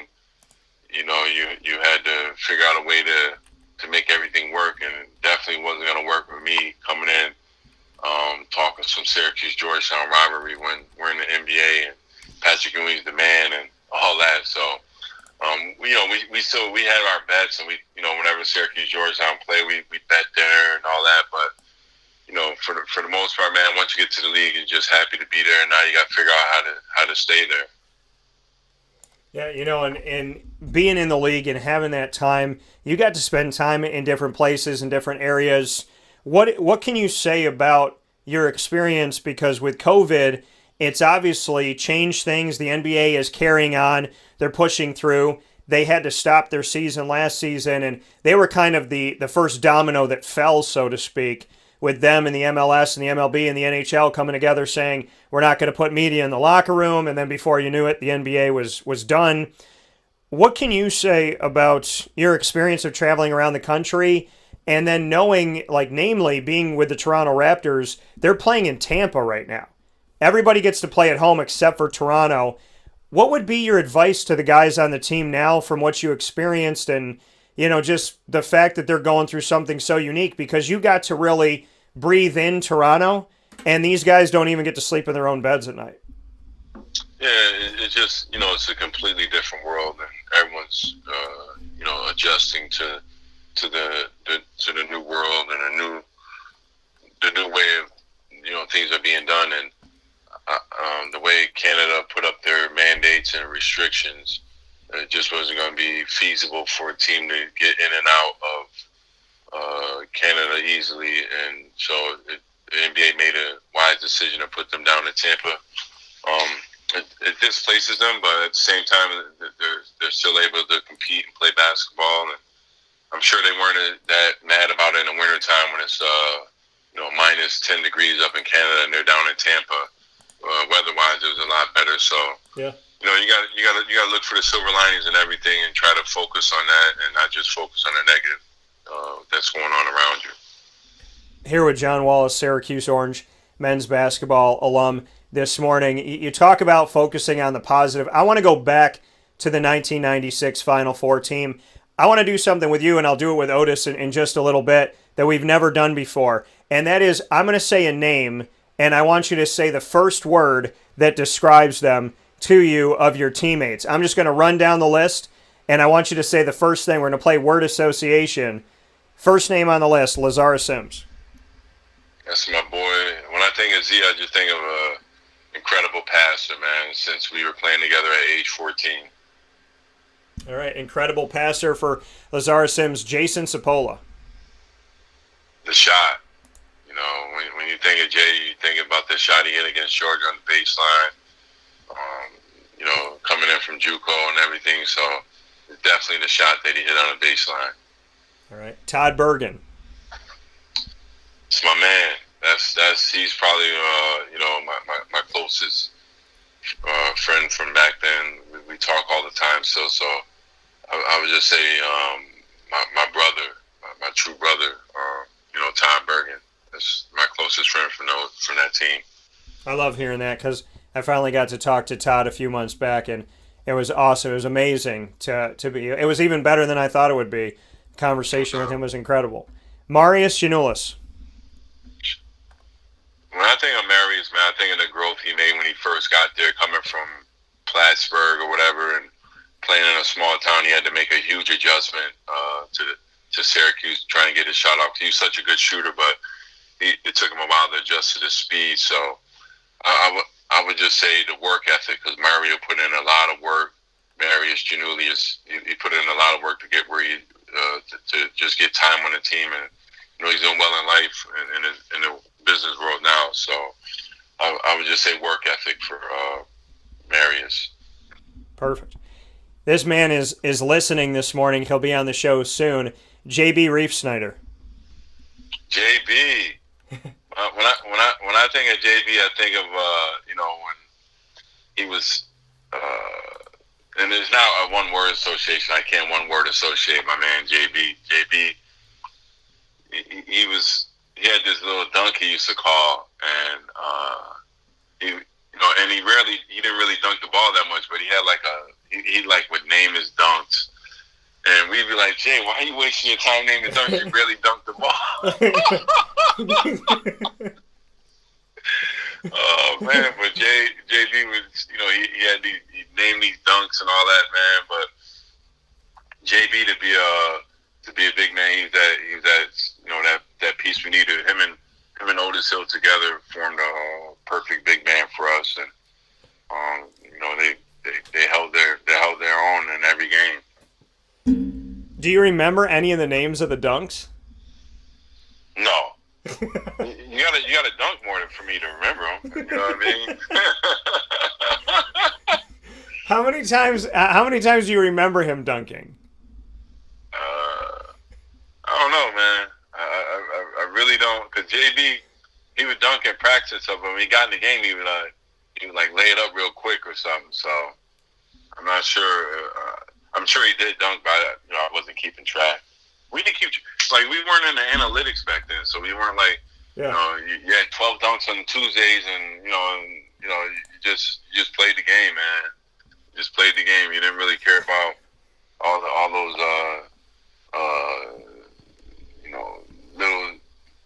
little stats and all that.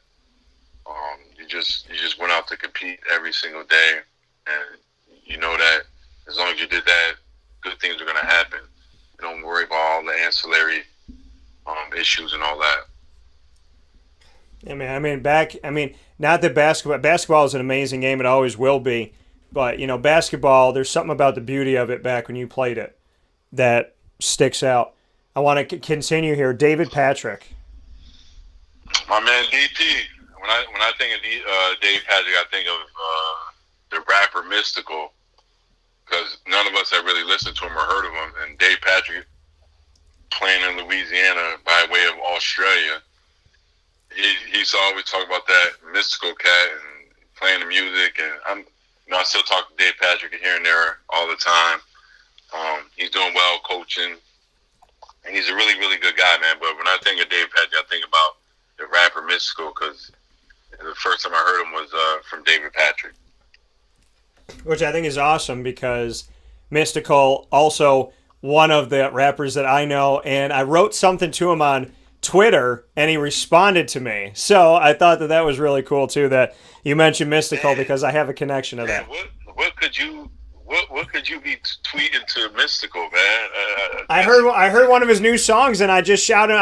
I tagged it, and I was like, you know, Mystical's still relevant. He's got it going on, like whatever. And he wrote back to me, and I was like, listen, John, I'm a cultured man. Like, you don't understand. I grew up on the same, like, my music is so, it's so vast. What I listen to, but my mom, who is also a big John Wallace fan, shout out to my mom, Debbie. So my mom knows that my music growing up was Diddy, Notorious B.I.G., Tupac, LL Cool J, Mace, Boyz II Men, New Edition, Nat King Cole, Natalie Cole, Peebo Bryson, Luther Vandross. Like, I had really, I'm still searching for that music, John. I'm still looking for it. Because, like, nowadays, like, John Legend's got a little bit. I'm a fan of Drake. I'm a fan of Wayne. But there was something about being alive back then and hearing that music. So, yeah, I had a lot to say to Mystical. And whatever I don't know. It was a song I kept playing. And I was like, screw it. I'm going to tag him. And I said something to him. And he was like, that's what's up. Or he sent something back to me. And I was just like... And I called my buddy. I was like, yo, Mystical just responded to me. And he's like, what? But it was cool. But also, Charlie Murphy, Eddie Murphy's older brother that passed away, love his comedy. I wrote to him when he was coming to Syracuse. And he wrote back to me like, I'll see you there. And then I got to meet him. And I got to talk to him. And I got to shake his hand. And that was a year before he passed away. So I was very much appreciative of that. J.B. Reef Snyder said that he thinks he had at least 2 dunks at Syracuse, is what he just wrote. So, wait, JB, if you're listening, I'm sure you are, JB. Man, if you're gonna chime in, you don't chime in and say you had 2 dunks. You gotta chime in and say at least you had 20, 50, or something like that, JB. Yeah. You don't chime in and say I had 2 dunks in my Syracuse career. Come on, JB. Leave that alone, man. Said he got 2. Listen, JB, I'm going to tell you something. John Wallace has thrown more TVs out of windows than you had dunks, if that's the case, based on a prior conversation. And that is true, especially the Pernell Whitaker-Chavez fight that happened at Syracuse. And a couple of Dallas Cowboys losses, the TVs got tossed out the room, out the window. There's no lie about it. Bobby Laser, what can you say about Bobby? Bobby is a guy I was trying to help, and he just wasn't receptive to my help at first. So it didn't help him, because that just made it worse for him in practice, because it went from me trying to help him to me just thoroughly dominating him every single day. And, you know, you got to remember when you're a freshman and a senior or upperclassmen trying to help you, you should try to take heed to it, especially if you're not in the rotation. I'm just trying to help you for the following year. Because I'm not, I was going to be gone in a year. So, but he ended up transferring. A lot of guys transferred that played behind me against me, because it would get ugly in practice, man. In terms of the relentlessness of going one-on-one every single day, as JB and Otis will attest to, and their own battles. Like, the way we practiced back then, it was a lot of one-on-ones, and at the end of the day, you knew who was better. And coach wouldn't save you just because you weren't good enough to go against as one of the guys. He put you in that fire every day. Yeah. And that's the way you got that's the way you get better. And some guys get better, and some guys, transfer. They can't take it. Fair enough. Jim Hayes. My man Jim. You know what? Jim Hayes is, being a walk-on, then he earned a scholarship. So it's really hard. He had to put up with a lot of bull, but he earned himself a scholarship. But Jim's mentality was Jim thought he was a scholarship player. Jim thought he should have getting more playing time. And you love the confidence. Like Jim really thought he should get playing time, and he would he'd kind of express himself that way. Like he thought he should be getting more playing time. But Jim's still a close personal friend. He's doing well out in Boston area, doing very well actually, and with his wife and kids, and in life. So, but when I think of Jim Hayes, I think of a guy who just thought he should have got more than he got from Syracuse and from the team. That all coming from John Wallace here, Syracuse Orange men's basketball alum, here on Wake Up Call with Dan Tortora inside of the Cafe Cubal studios. Doing something we've never done is go back to that 1996 team that made it to the championship game and get thoughts of each of the players from their teammates. And we're going to do that with Otis Hill in just a little bit. Eric Frazier. My man, E. Frazier. I think he tried out for the team one year and got cut. Then he came out the next year and made it. He's one of those kids from New York City who was a walk-on, and being a walk-on at a major university is tough because you're just kind of called upon to practice hard and push the guys, and you rarely ever play. So it's a really, really tough role to fulfill, and I think Eric Frazier fulfilled that role adequately. He brought it every day, didn't complain. And most of the walk-ons that played during my time, they just came with their hard hat and their lunch pail, and they brought it. And they didn't play a lot, so it's a tough position for them. And I definitely respect those guys for being able to do what they did without getting the reward of playing time. Jacarl Riggins. I mean, Jacarl, it was good to see all those guys when we came back for the 2016 reunion. Yeah. Jacarl's another guy, just a small guard who brought it, and he competed. That little guy, he came to compete every single game, every single practice. What about Jim May? I mean, James May, I ran into James some years ago. I haven't seen him in a while, but James is another guy who had that mentality, a little bit like Jim Hayes in terms of when we lose a game or we weren't playing well, he thought he could come in and actually change it. And you love that kind of confidence, but it's a little bit obviously jaded.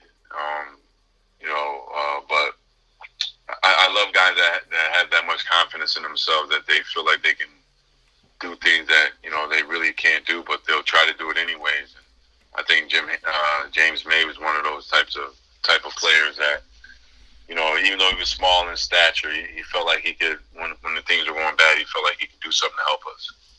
The man who had the hair I will never forget, Alimu Nelson. Well, when I think of Alimu, I think of the dreads, right? Yeah. And then did he cut him off? I think I'm pretty sure he cut him at some point. And Alimu was a really good defender. For he's another walk-on that earned a scholarship, and that's something special that coach does. Kind of every year he gives a walk-on a scholarship because himself being a walk-on, so he has a soft spot for the walk-ons, and I think that's awesome. Those guys earn it.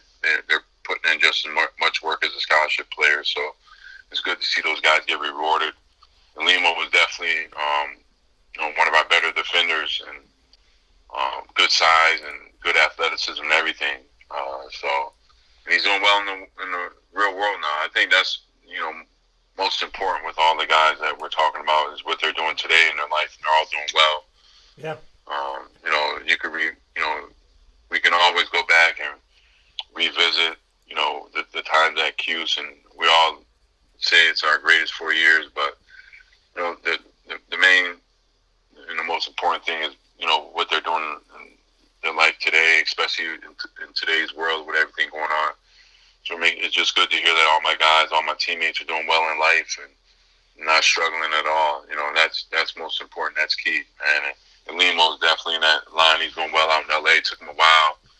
Being an actor is tough, and he broke through and made his own niche. So that's what I'm most proud about is all my former teammates doing well in life now today in their respective lives. And it brings me to something that sounds crazy in the world today, but this did exist back then. John Wallace on the same team as Donovan McNabb. What does Donovan McNabb make you think of? Well, when you think McNabb, the first time I saw him, just like, he doesn't look like an athlete because he's got that kind of body that doesn't look like he's an athlete. He's kind of chubby, not long and athletic, but then he gets on the court and he was super athletic. I mean, it was one of those things that you just couldn't believe how athletic he was by looking at him. And obviously he had to focus on football after, I think he played on team for 2 years. I know he played a year with me and maybe a year after I left. But after that, he was focusing on football, right, and rightfully so. Being one of the top quarterbacks during his time in the NFL, made a ton of money and did a tremendous job, off the field and everything. So when I think McNabb, I think of I just can't believe how athletic he was by just looking at him. Yeah. Elvir Ovchina. I think of Bosnia. He's the first person I ever met from Bosnia, and with all that war and stuff going on back in the early and mid '90s, you could see some days it definitely affected him. He still had family over in Bosnia, so I just remember, how our world, we weren't dealing with any of that, and to see him come into practice sometime, and you could tell that the war over in his country was taking its toll on him. Obviously, hope the best for him and for everybody moving forward from everything that happened there, and that things only get better as we're glass half full guys here this morning on Wake Up Call. John, last teammate to talk about is the one that'll be on in just a couple minutes. He jokingly said to me, I'll be behind John Wallace like I was at Syracuse. What are your thoughts on Otis Hill? Well, Otis and I played together in AAU also. So we have a relationship since our high school days, traveling around AAU, ball and all that. And when he came to Syracuse at the time, he had to, he's going against myself and rest in peace, my man, God bless the dead, the late great Conrad McRae. Yeah. And it was a huge adjustment for him playing against guys so athletic and long.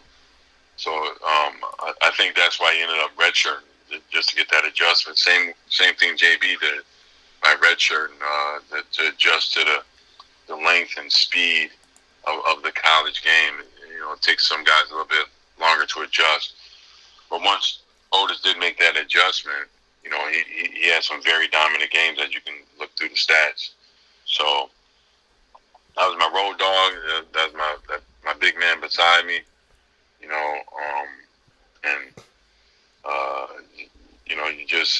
I remember the early practices and him being frustrated and working with Bernie.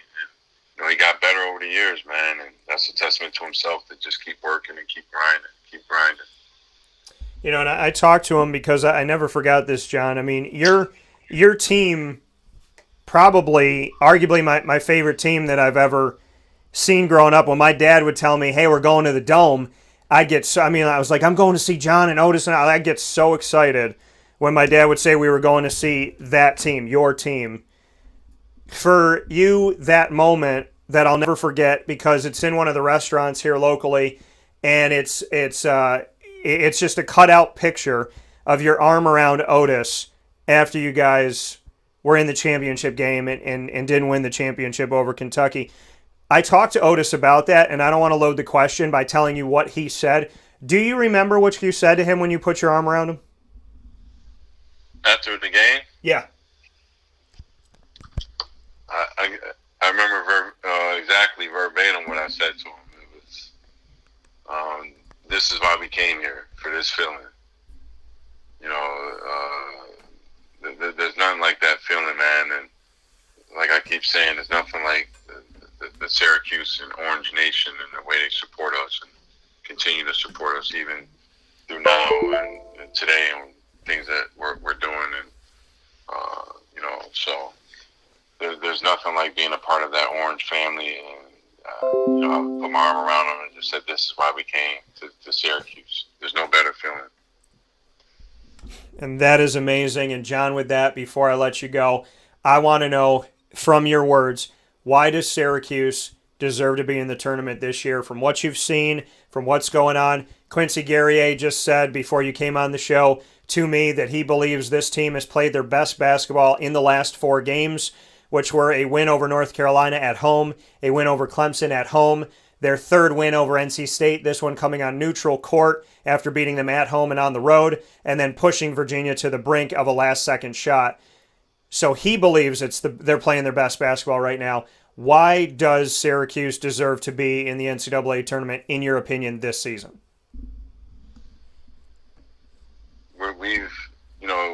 It's been a rough year for everyone, not just Syracuse. It's just been a crazy, trying year for everyone. And the fact that we were able to put together, string together a couple of victories at the end, along with some other good victories over the season. And I think at some point the NCAA, they gotta, consider it's not just that one year sometimes, right? It's the body of work that a program has. It's the fan base. It's all the things that go into the selection that I don't think it always factors in. But if you factor all those things in, then Syracuse is a lock to make it. I think, coach deserves, the team deserves to make it.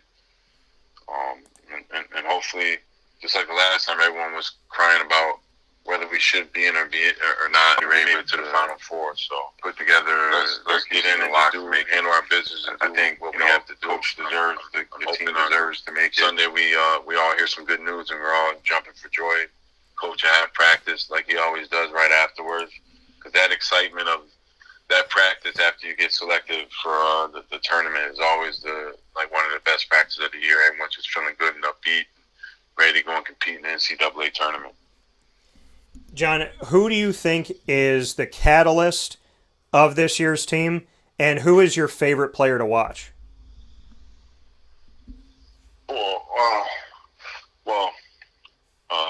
I think the catalyst is Merrick in terms of what he does inside, getting the guys the shots, being very unselfish. You know what Buddy's doing now. Buddy's playing at an incredible rate right now. He's playing unbelievably well. And I would have to say my favorite players probably it's a split between Buddy and Kadari. Okay. I think what Buddy's doing with the pressure, being coach's son, and having to have people question, is he on the team because of coach? Is he on the team because he can play? And I think he's quelled all those notions with his year this year in terms of can he play or not. It has nothing to do with him being coach's son. He's earned it, and he's getting better, and he's working his butt off every single day. And I just love the way the kid Kadari plays in terms of he's making people dance out there to no music, man. He's getting by everyone. Everyone is kind of playing him to drive, and he's still able to get to wherever he wants in the paint every game. He is really good.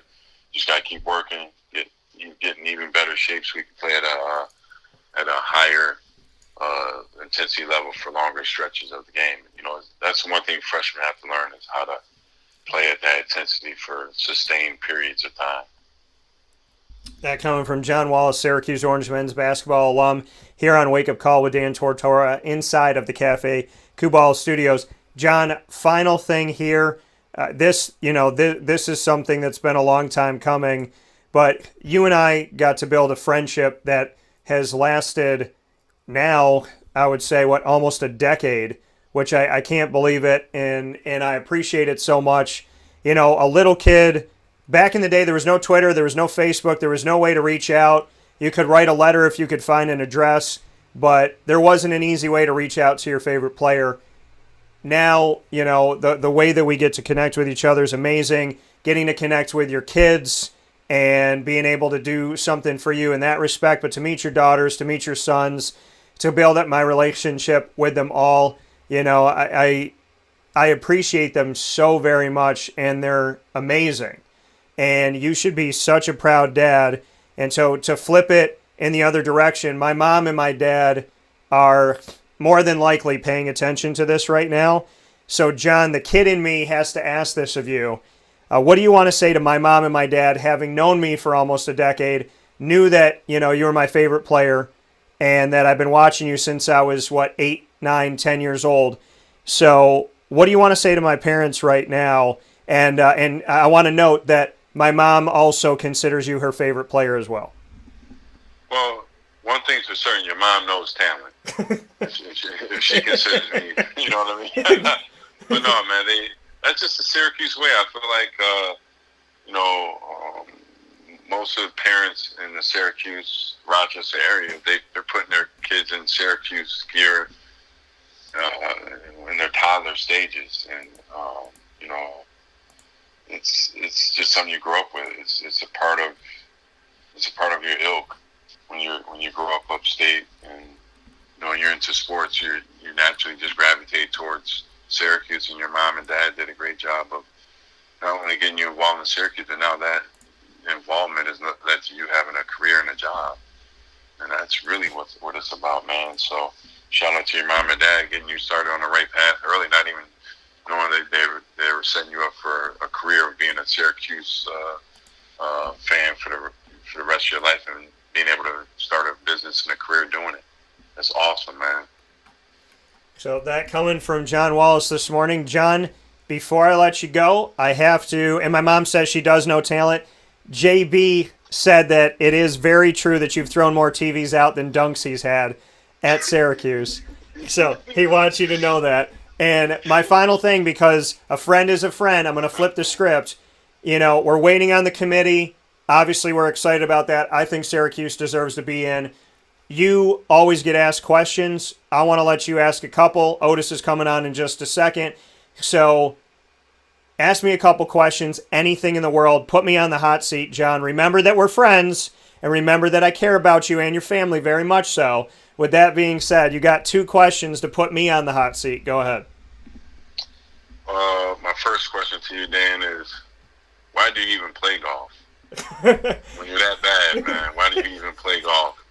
I mean, you're a reporter, you're a TV, radio personality. You need to just stick to talking about the game. Don't pick up any more sticks, man. Listen, I'm going to tell you. Worse than me. Wait, what'd you say? I said, you're worse than me, so you shouldn't be playing any golf. Listen, I am fantastic at putt-putt.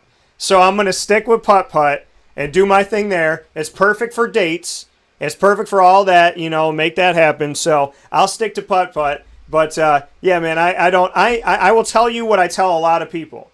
I am a fantastic, dare I say, Andretti racing style golf cart driver. So I will drive the cart and everybody else can play. How about this? How about when we do the charity events, you get your cigar, sit in the cart, you and I will enjoy the weather. We'll talk about sports. We'll laugh like we always do. We'll get some drinks and have a good time, and we'll let everybody else play the game. Sounds fun, my man. I appreciate you having me on your show, Dan. Absolutely. You got one more question, man. Throw it out there. No, that's it. That was the only question I had. Okay. You just want to keep me off the golf course. That's all. Yeah, exactly. You're the question guy, man. All right, brother. Well, listen. Have a great day. Please say hi to the family and send them my love. And I look forward to nothing but good news on Selection Sunday. But no matter what, I know that you bleed orange forever, and I respect you and I appreciate you, and I'm proud to be your friend. Thanks, my brother. Appreciate you, man. All right, Talk take care. to you later. Talk to you soon. Take care. That coming from John Wallace once again here on Wake Up Call with Dan Tortora, and I'm elated, man. I appreciate it so very much having him on the broadcast, and I mean, what else can you say? I grew up to become friends with my favorite player. John Wallace's son, John Wallace Jr., said threw out more TVs than dunks. So he likes it. So we'll take a step aside for a fast break. When we come back, I told you we're extending today, and that's because my man Otis is up next here where Sports Meets Life on Wake Up Call with Dan Tortora. You know I can't talk to John and not talk to Otis. I mean, I can't have one and not the other. It's got to be both. So we'll talk with Otis right after this.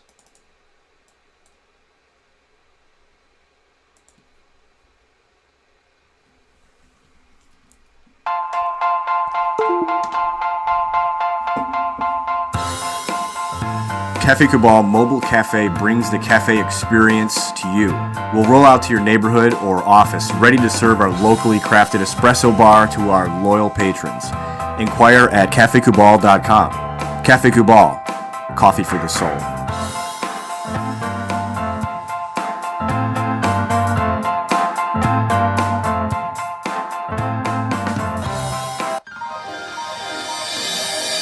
Ma and Pa's Kettle Corn and Popcorn Factory, located on 201 7th North Street in Liverpool, is home to over 40 flavors with more than 200 flavors in their total wheelhouse. Sky's the limit for this sweet and savory Central New York company. Keep it local at your parties, fundraisers, wedding showers, baby showers, and more by calling 315-450-MA-PA. That's 315-450-6272 for popcorn bars with custom flavors and colors at your upcoming event. Make sure to visit them on 201 7th North Street in Liverpool, New York. And for more information, go to maandpassnacks.com. Ma and Pa's Kettle Corn and Popcorn Factory. How corny are you?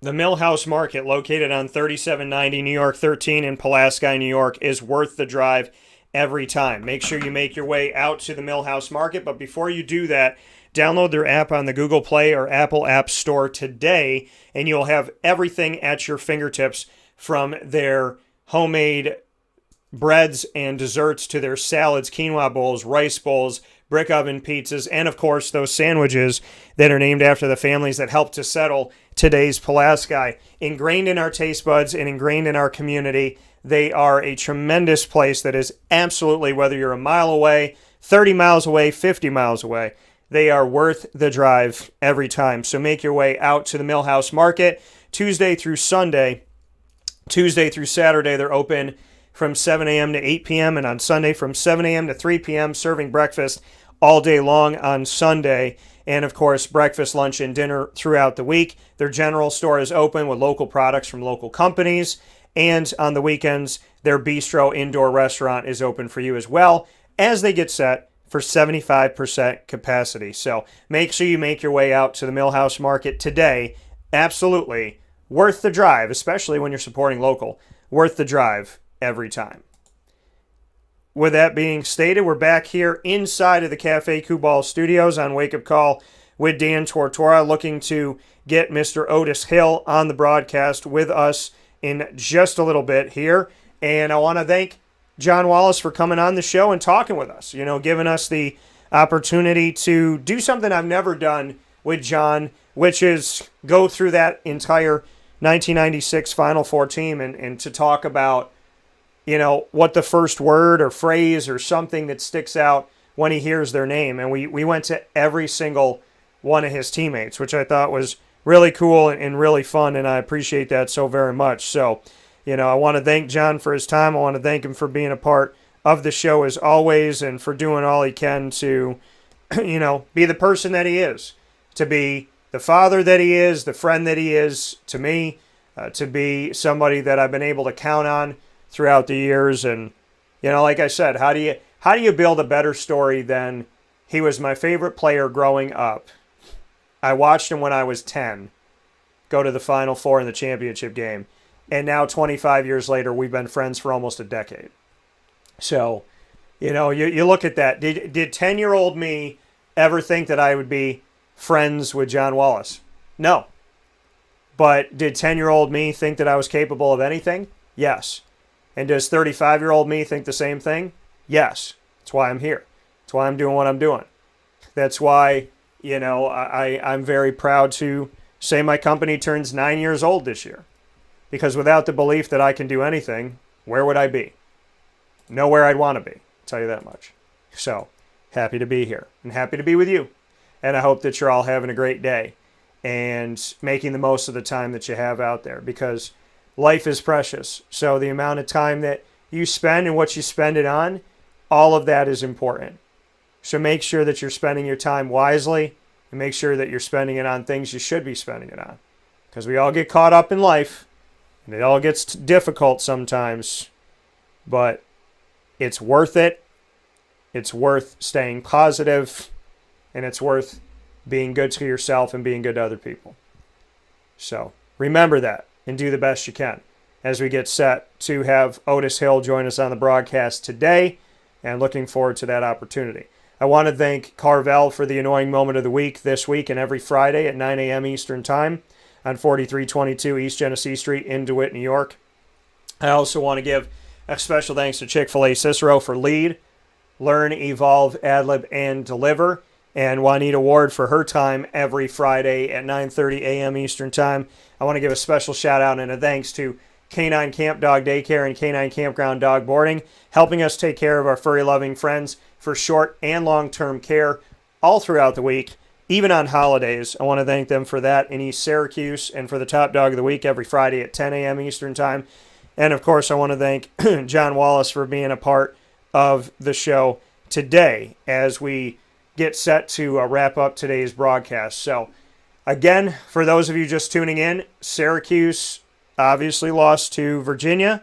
Virginia has just opted out of the rest of the ACC tournament because of their positive COVID test. So they're going home. So doing what they got to do, trying to get well and get better. And I hope the absolute best for Virginia as they head home. It's an automatic advance to Georgia Tech. Florida State is in this round after they automatically advanced over Duke, who went home due to COVID protocol. And so I shouldn't say Virginia opted out. COVID protocol opted them out. So with that being said, Georgia Tech advances. Florida State advanced over Duke because of the same thing. And Florida State will get set to take on North Carolina tonight. And we'll see what happens. Hopefully that game goes off.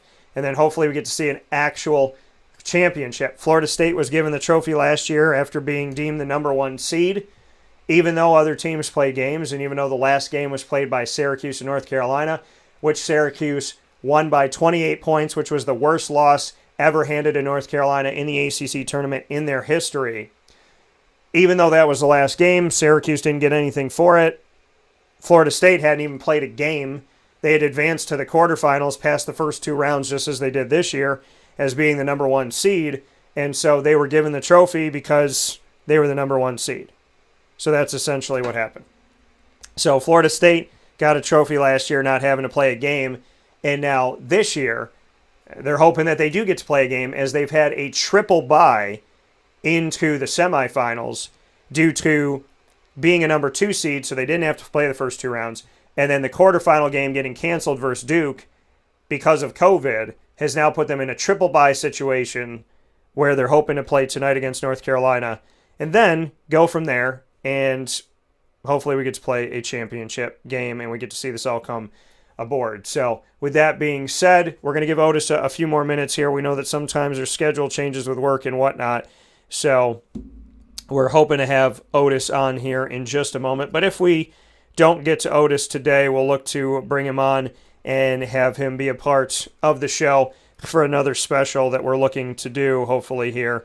But we do appreciate his time, as always, and hope that we can get him onto the broadcast to spend a few minutes with him here this morning on Wake Up Call with Dan Tortora. But I want to thank JB Reefsnyder for chiming in and tuning in. I want to thank John Wallace and obviously his family and everybody that has been a part of this, and definitely thank that 1996 team for Syracuse and everything that they did and what they did for my childhood.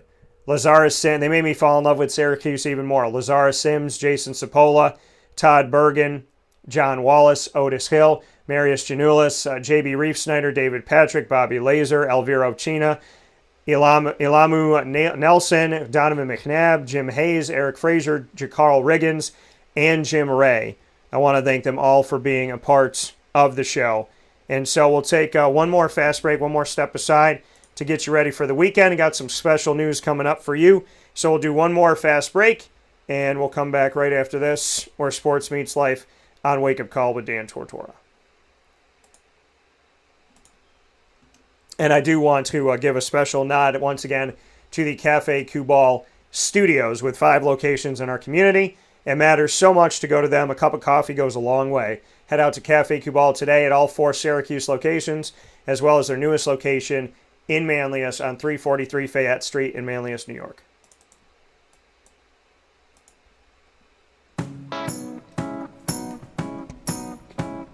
In these unique times, there are those in our community that give us a sense of normalcy and positivity. Pizza Man on 50 Oswego Street in Baldwinsville has been here for you for over 35 years and is here now. Call 315-638-1234 or order online at pizzamanbville.com to bring those familiar tastes into your home. And remember to come see our monthly on-site broadcasts centered around the community and our Baldwinsville Bees. Pizza Man in Baldwinsville. Any way you slice it, they are always here for you.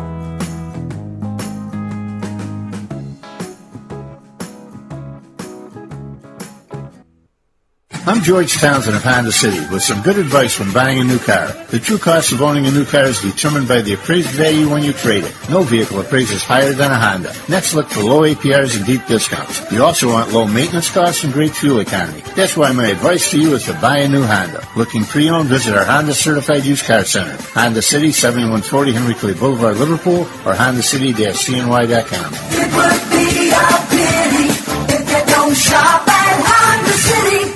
This is Jimmer Sikowski, owner-operator of Chick-fil-A Cicero, 7916 Brewerton Road in Cicero, right in front of the Home Depot. I had a deep feeling that God wanted me to do something bigger with my life and to help people, help others. He kept putting Chick-fil-A in my life, and I realized as I was going through the franchise selection process that positively impacting the lives of others was really core to what we do here at Chick-fil-A. First of all, it starts with the food. The food is brought in fresh daily. We bring in local produce. We prepare to order in the kitchen. We hand bread our chicken. We hand spin our milkshakes. It's great food. It doesn't taste like fast food. I think the second thing is the way people feel when they come in a Chick-fil-A restaurant. It's different. We try to treat people with intentional kindness here, which is very different and deeper than good customer service. And so I think it feels remarkable for most people to come in a Chick-fil-A restaurant. And then lastly, the impact that we try to have in the community is very different. It's a big part of the expectation of every operator of a Chick-fil-A restaurant is that they're actively engaged in their community, they're a leader in the community, and they're making a difference. When they realize that what we're striving to do is to shine a little light in their life, that's a very, very different experience than you will have in any other quick service restaurant. And it's that remarkable experience that I think people will emotionally connect with.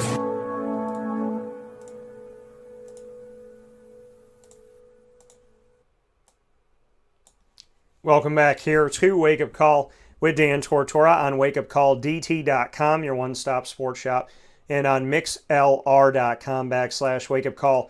DT, want to let you all know that Otis will unfortunately not be able to join us this morning due to a schedule change, which is okay. We've had him on plenty of times on Wake Up Call, and we'll have him on again. So I'm happy that John came on the show today and was able to speak with us on the history of Syracuse basketball and really share with us that 1996 Final Four nostalgia and championship game nostalgia as well. So I want to thank him completely for that, and I really do appreciate that wholeheartedly and very much so. So with that being said, we'll look to get Otis on at a later date. And Otis, another person I consider a friend, someone I'm very close with in the Syracuse community, and thank him so much for all he's done. So we'll miss you today, Otis. We'll talk with you soon, though, and definitely looking forward to it. So with that being stated, I do want to, as things are fluid, just as, you know, the schedule on a live show is fluid, and you know that, and things are fluid when it comes to the ACC tournament, I just got a statement from ACC Commissioner Jim Phillips. I want to read it. Quote, "I'm heartbroken for our student-athletes, coaches, and support staff at both Duke and Virginia. Our teams have worked incredibly hard and sacrificed so much throughout this season. We continue to be led by our ACC Medical Advisory Group and the protocols put in place that have allowed our teams to safely compete during the 2020-2021 season. We will follow the lead of our medical personnel to ensure the health and safety of our programs remain the top priority. Our student-athletes and schools have been remarkable this entire season while enduring incredibly challenging circumstances." So, that is from the commissioner. That is what he had to say. Jim Phillips, who became commissioner at one of the most difficult times.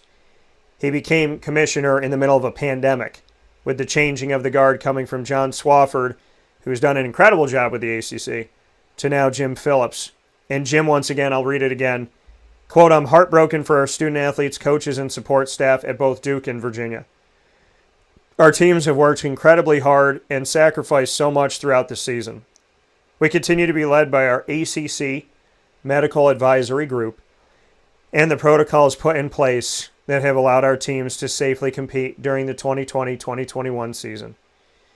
We will follow the lead of our medical personnel to ensure the health and safety of our programs remain the top priority. Our student-athletes and schools have been remarkable this entire season while enduring incredibly challenging circumstances." So, the show will go on, and God willing, we'll get all the way through it. And God willing, we'll have an NCAA tournament. But I wanted to read you the words of ACC Commissioner, new Commissioner, Jim Phillips, as he wanted to put out something to the teams, which I totally understand why he would want to. And I respect it and I appreciate it. Putting out to these teams at Duke and Virginia his thoughts on everything that's gone on, and feeling bad for both of these schools having to leave the ACC tournament, not because they want to, but in order to follow protocol. So our heart goes out, and our prayers go out, and our thoughts and well wishes go out to Duke and Virginia, and to everyone that's come in contact with them, including Syracuse. God bless you all, and stay well. Wake Up Call with Dan Tortora is proud to tell you that for the first time ever, we will be doing a live, by the second, selection show analysis.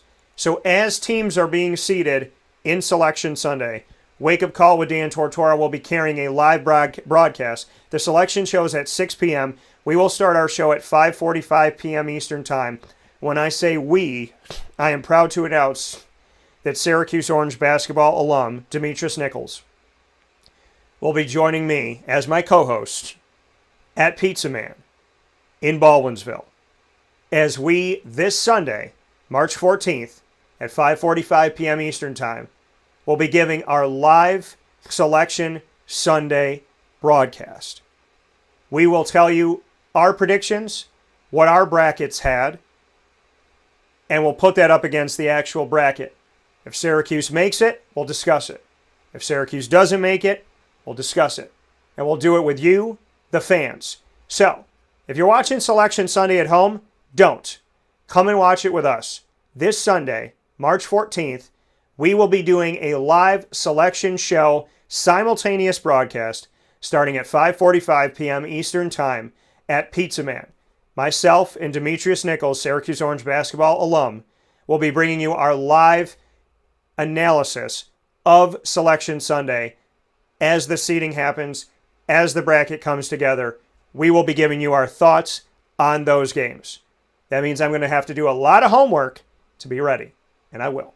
I look forward to seeing you this Sunday, March 14th at 5:45 p.m. Eastern Time, as Selection Sunday has an even bigger day in Central and Upstate New York, because you don't have to watch the Talking Heads. You get to come and see a Syracuse Orange alum, come and see me, and hang out with us as we do this broadcast for you, the fans. No matter what happens with Syracuse, we'll be there for you in the moment as it happens at Pizza Man. We'll see you this Sunday, March 14th at 5:45 p.m. Eastern Time.